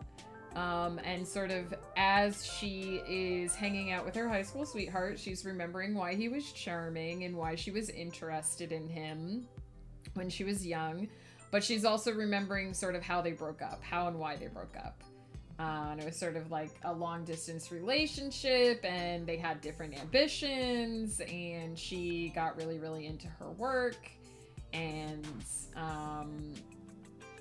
it sort of ultimately drove them apart, and she maybe doesn't entirely feel like that was maybe the best choice for her to make, especially given the situation that she's in now, which relates to the rest of what's happening in this novel.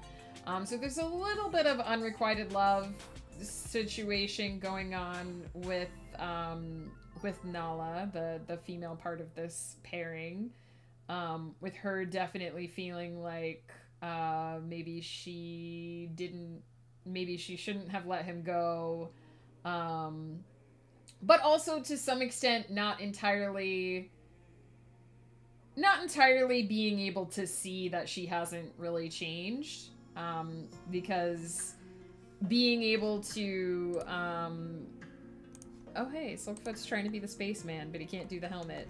Trying to see the past through, you know, rose-colored eyes isn't necessarily the same as being self-aware of the traits that ultimately drove a wedge between them. So that's sort of what's going on in this scene, as well as some of the conversation is, like we've had the gentleman who was cursed in the first chapter. There's some reference to him in there. There's some reference to what's going on with the female main character and why she cursed this other guy, even though they haven't put together yet that a curse has taken place.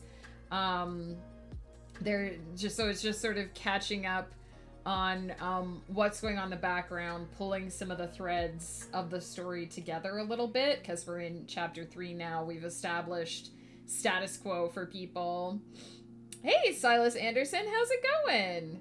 I'm doing pretty good. How are you? I'm working on a writing prompt, and I'm pretty happy with how it's turning out. Yeah, we've sort of established the status quo for the main characters, the characters that are going to be main. And so now we're sort of getting to the point where things are going to have to start happening. There's going to have to start being other incidents and confrontations and stakes that are actually involved. So this, if I was writing one of my bigger novel projects, I would think of this as a sort of transitory scene. It's a transition between the opening of the novel and what's going to happen next. And of course, I don't yet know what's going to happen yet because I haven't picked whatever prompt I'm going to use next, and we haven't picked I definitely have committed to not outlining this. So, actually just finished my horror short story and published it today. That's amazing! Congrats! If you'd like, feel free to drop a link, or if you'd like to drop it in the Discord, we do have a place in the Discord. There's a place called Check This Out. You could post it there, if you'd like.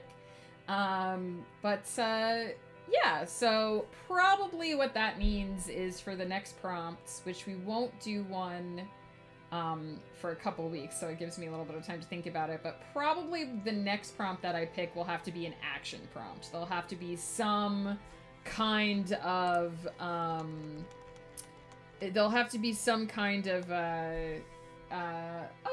Anderson, thank you so much for the follow. Am I saying your name right? Is it Silas or Silissa Anderson? If I'm missing a letter in there, let me know. I'm bad with names, so please let me know if I say anyone's name wrong. Please correct me. Thank you so much for that follow. Welcome in. But yeah, so that'll be my challenge, will be to go through the next time I go through the table of contents again and try to pick something where the story can actually advance. Because I think if I don't actually advance the plot in the next chapter, it'll just be boring. No one will care anymore what's happening. So we've thrown some characters in there, we've thrown some intrigue in there, and now I have to actually make something happen. If I was doing this as a not insane novel creation project, is that a tiny little Star Striker duck? Is that a tiny little Star Striker duck? Go towards that duck, so oh no, it's a candy duck. It's a little mint. It's like a little mint candy, and there's a pink one. Those must have come from the piñata. The piñata ducks. The piñata duck makes the little candy children. So yeah, that'll be my challenge. It's Silas Anderson. Okay, which is like my name, but the A is the first letter in my middle name. Oh, okay, so it's Silas A. Anderson. I got it. I was worried that I was saying it wrong. Well, welcome in. It's nice to meet you. Do you usually write horror? Is horror like your primary genre? I write sci-fi and fantasy myself. Sometimes dark fantasy, a little tiny bit of spoopy, but I don't fully dip my toes into the horror. I'm not a horror gal. Can't handle horror, can't handle reading or watching horror movies, but my husband is huge into horror, so I know a little bit about the genre. Via discussions with him. But that's awesome that you published a story today.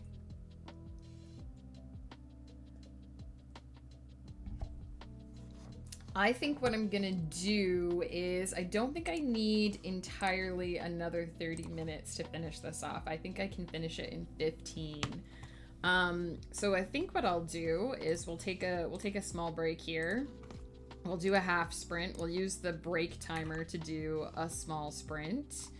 And then we'll see who's around for a raid.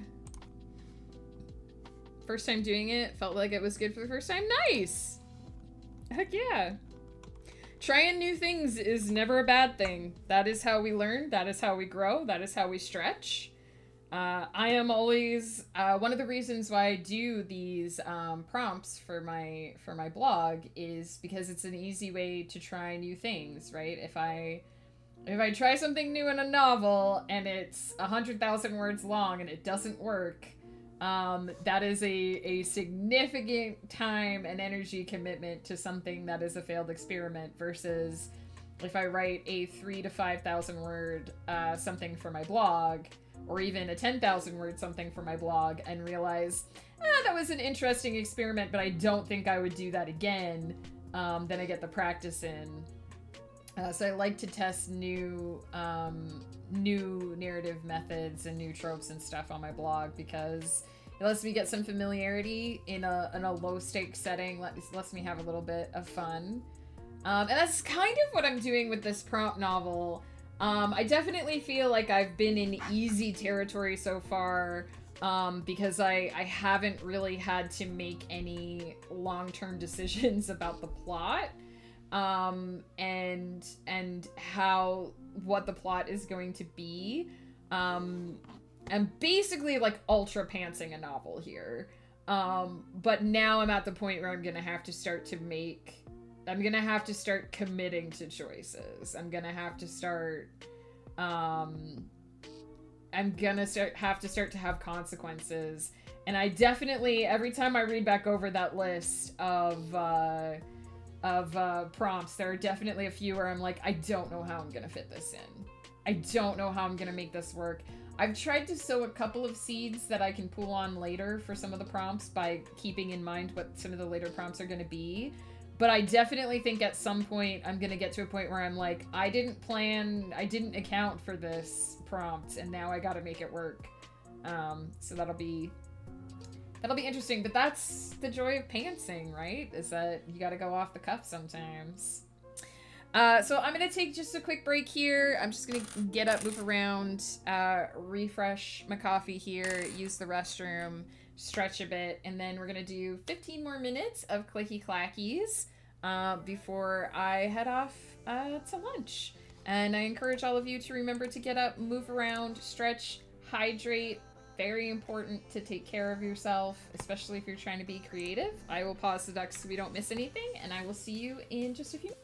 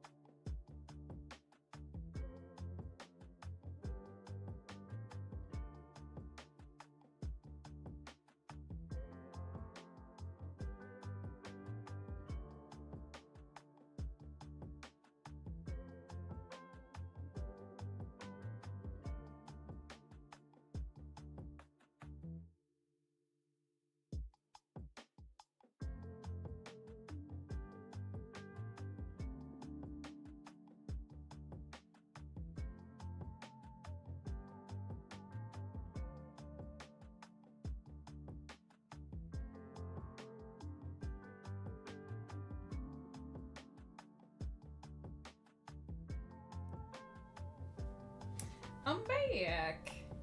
Oops. Don't need that. Finished journaling? Nice, Janine. Congrats. Let me just settle back in.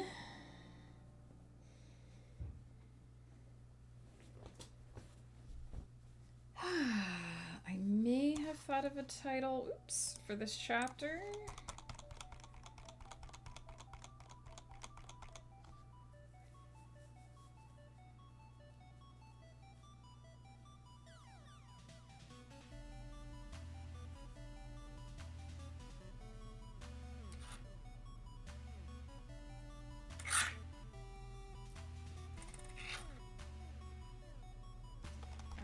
So I have one more bit of information that I know that I want my characters to cover here.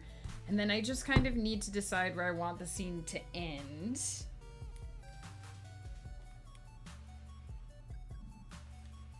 Thought I heard something, sorry about that. Then I just need to decide where I want this chapter to end. Because like I mentioned, I need to have things start happening in this novel. Actually, I think I might have just gotten an idea, because I can have it have to end suddenly. So, okay, perfect. Because I need to leave room, I need to leave things open for things to start happening. Otherwise, this will just feel like a disconnected mess. And if I peek back at the table of contents...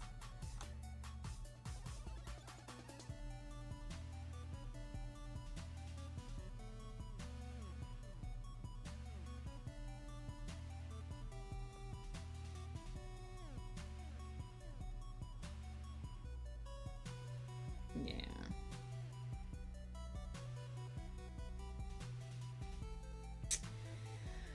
Ooh, I might have to dive into the deep end, but don't have to make that decision today. Let's do 15 minutes more of clicky clacking. I'll put on the final sprint indicator because this is going to be our last sprint of the day. It's going to say time for words at the end of this because this is technically my break timer, but we're going to do a 15-minute sprint. I'm going to finish off this chapter, and then it'll be lunchtime.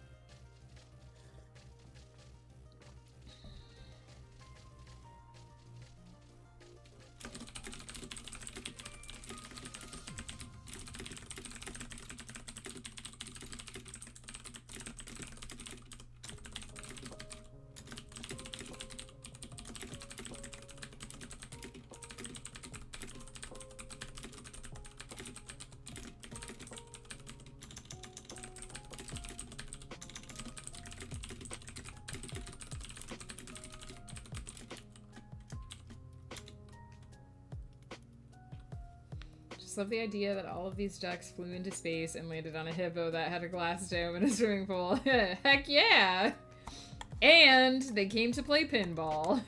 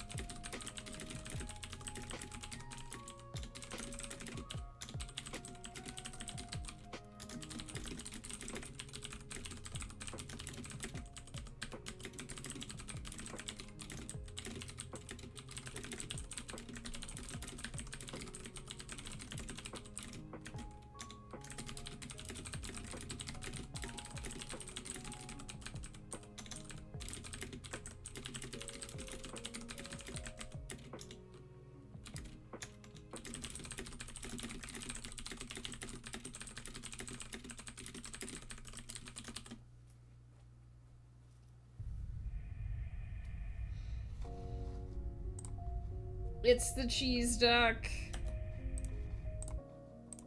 Oh.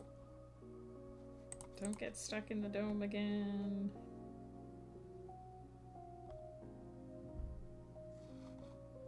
I like it when they just bounce off the edge of the dome.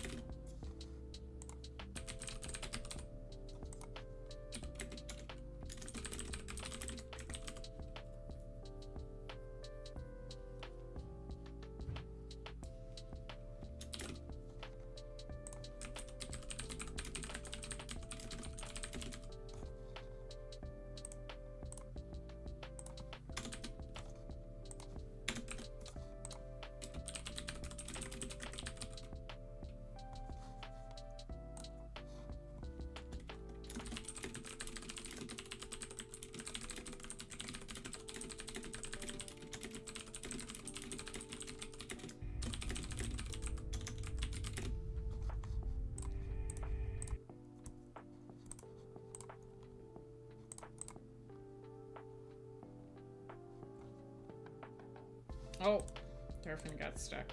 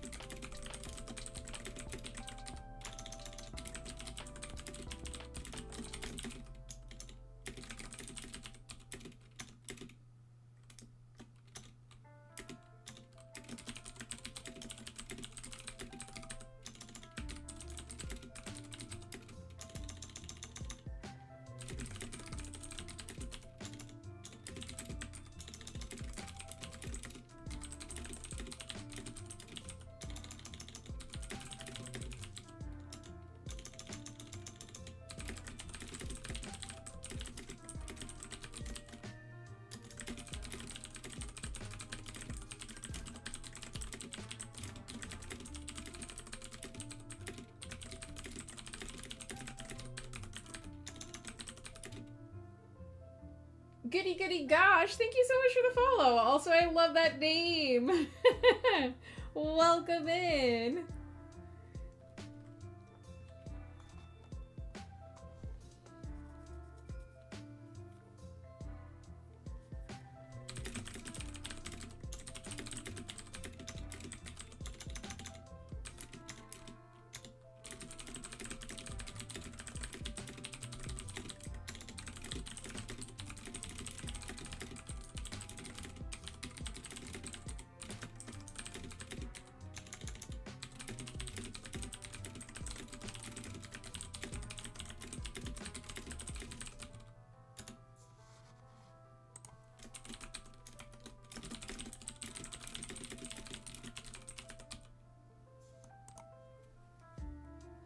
Been searching for a writing stream. Well, welcome in. We are unfortunately about to wrap up for the day, but I do stream fairly regularly, usually Tuesday, Wednesday, and Thursday mornings PST.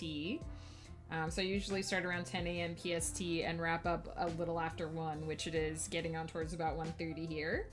But we will be looking for another writing streamer to rate, so hopefully you'll get to meet more of the community. And I will definitely be back next week. Actually, next week I'm not sure, but I will definitely be back soon with more clicky clacks. Today we're doing writing, but we also do editing as well, and we also just talk shop sometimes. So heck yeah, welcome in. Let us know if you're working on a project, if you want to, no pressure. And if you also want updates on when the streams are happening, we have a Discord where I do ping every time I go live. So I'm hoping to stream next week, but I have some health stuff going on, so I might be a little more sparse. But usually I do Tuesday, Wednesday, and Thursday mornings for about 3.5 hours.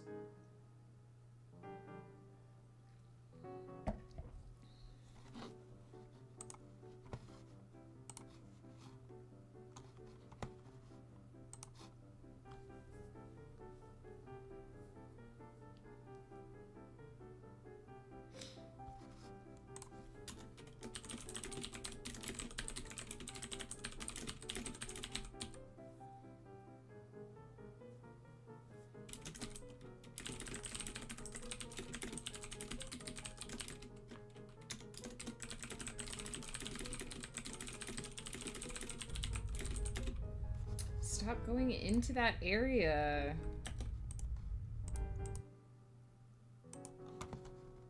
It makes too much noise. I don't know why muting the game mutes everything but that area.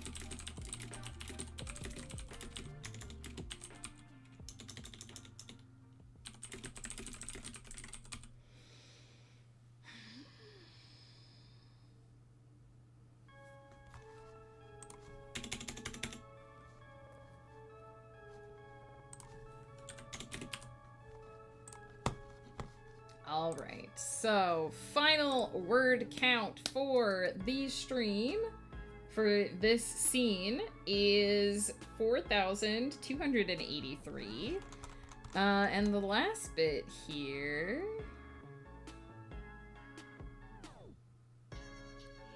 where did I stop? Stamp.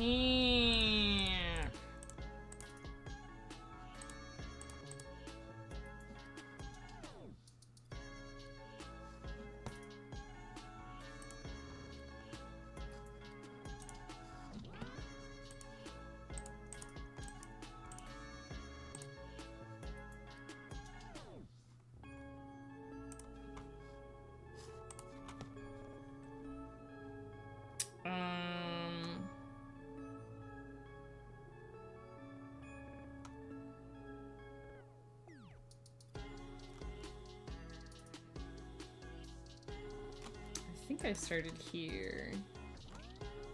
I think this is where I started. That I wrote quite a bit more in that sprint than I thought. So that was about 1,033 words.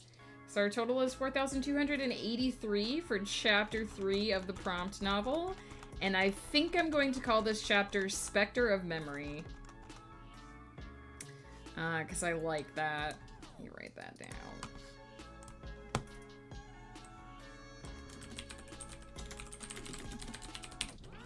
Heck yes, we have Black Licorice Day, and then we have The Mawar, and then we have Spectre of Memory as our 3 chapters for the prompt novel. This is Placid Plastic Duck Simulator. This is on Steam if you are interested in getting some cutie ducks of your own.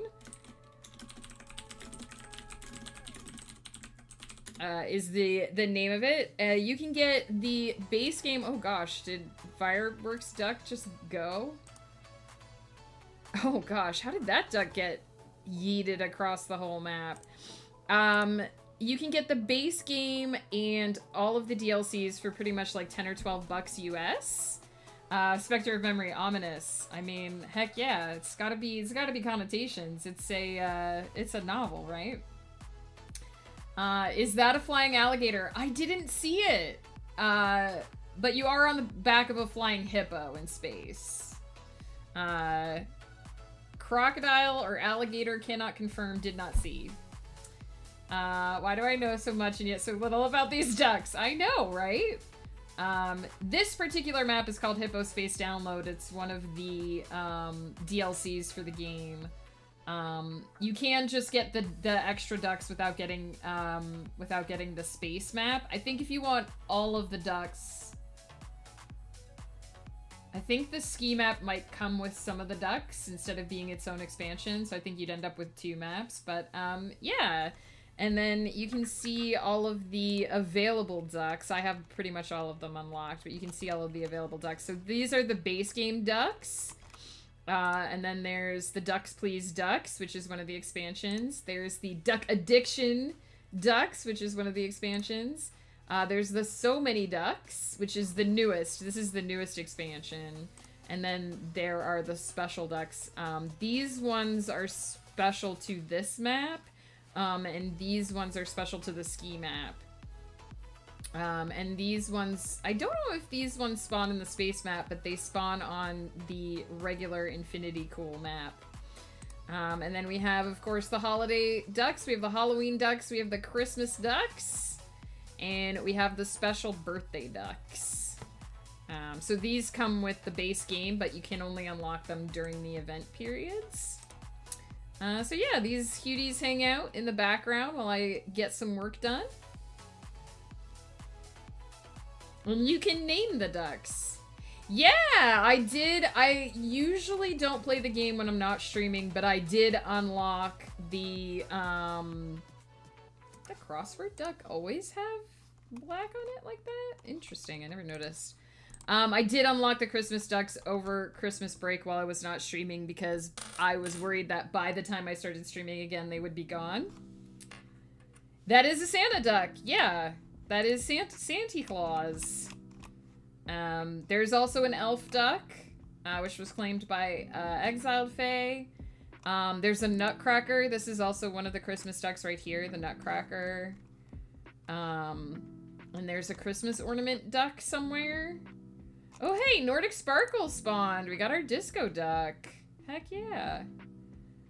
So yeah, there's all different sorts of ducks. And some of them interact with each other interestingly. When they encounter each other. There's lore. There is duck lore. There's lore, there's hidden stuff, there's secrets, there are things that the ducks do, that certain ducks do when they encounter certain other ducks. One of the ducks has a secret identity. So there's a lot. There's a whole lot going on with the ducks. But I am going to check who is available online for a raid. Let's see if we've got anyone else working on writing. I've not been in the Discord for a hot minute. Did we ever solve the crossword mystery? No. We did get into the vault. We did get into the vault door. We got the code for that. I've not yet unlocked the computer in the space map. I need to do that. I know how to do that, I just haven't done it. So we need to check that out at some point. But there's a whole, like, ARG that we don't even know. We don't even know. So there's a lot in this game. There's a lot of depths that we haven't delved. I don't see... The only writer I see on right now is Sable, and we did read her yesterday. Let's see what French Toast is doing, because she writes sometimes as well. Oh, she's working. Heck yeah. I see tippy-tap typing happening. And she's about to go on a break, so this would be a great time to drop in on her. French Toast, okay, is another writer who I've only recently discovered on Twitch, and during her breaks, she often does cross-stitch, which is another thing that I like to do during my breaks. There's a category called For the Words Which Writers Use. Yes, I know, but I always check who I'm following first to see if any of the people that I like regularly follow are up first, because I tend to, maybe not the best practice, but I tend to prioritize them for raids, and then if none of the writers that I am like familiar with and that I know are streaming, then we go to the category and we try somebody new.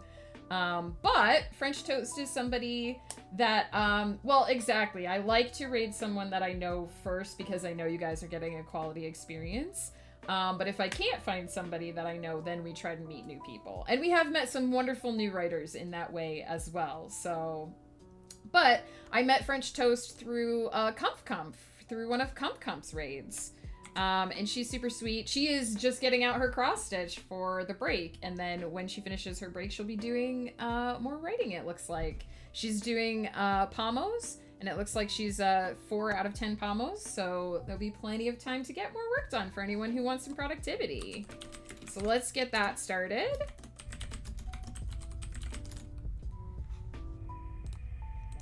I gotta find out how to turn off that sound. That's ultra distracting. Anyway, if you have my emotes, please feel free to use them. Otherwise, feel free to use any emotes that make you happy, because it's all about spreading the love, and that is the most important thing. Thank you all so much for hanging out. We've had so many raids and so many follows in the last few days. Thank you, Kali, for that massive, massive raid. 53 viewers. Amazing. Thank you to the Mad Lad for the 3-stream streak. Thank you to Nyx Flare for the raid as well. Thank you to Scarlet Princess, Rat and Princeling, Kali, Soren, NJ Butter, Silas Anderson, sorry, and Goody Goody Gosh for those follows. You're all amazing. I love you. I can't wait to hang out with you more in the future. Next week, I'm not sure what my stream schedule will look like, because as I said, I have some health stuff that I'll probably be dealing with next week, so I might be a little bit more random. But I'll definitely be back the next week, Tuesday, Wednesday, Thursday, 100%. Until then, keep an eye on the Discord. If I feel up to popping on, I absolutely will do that. And please remember to take care of yourselves, because you gotta eat, sleep, hydrate to do the creative stuff. You're amazing. The raid's about to pop. I will see you all very, very soon. Until then, take care.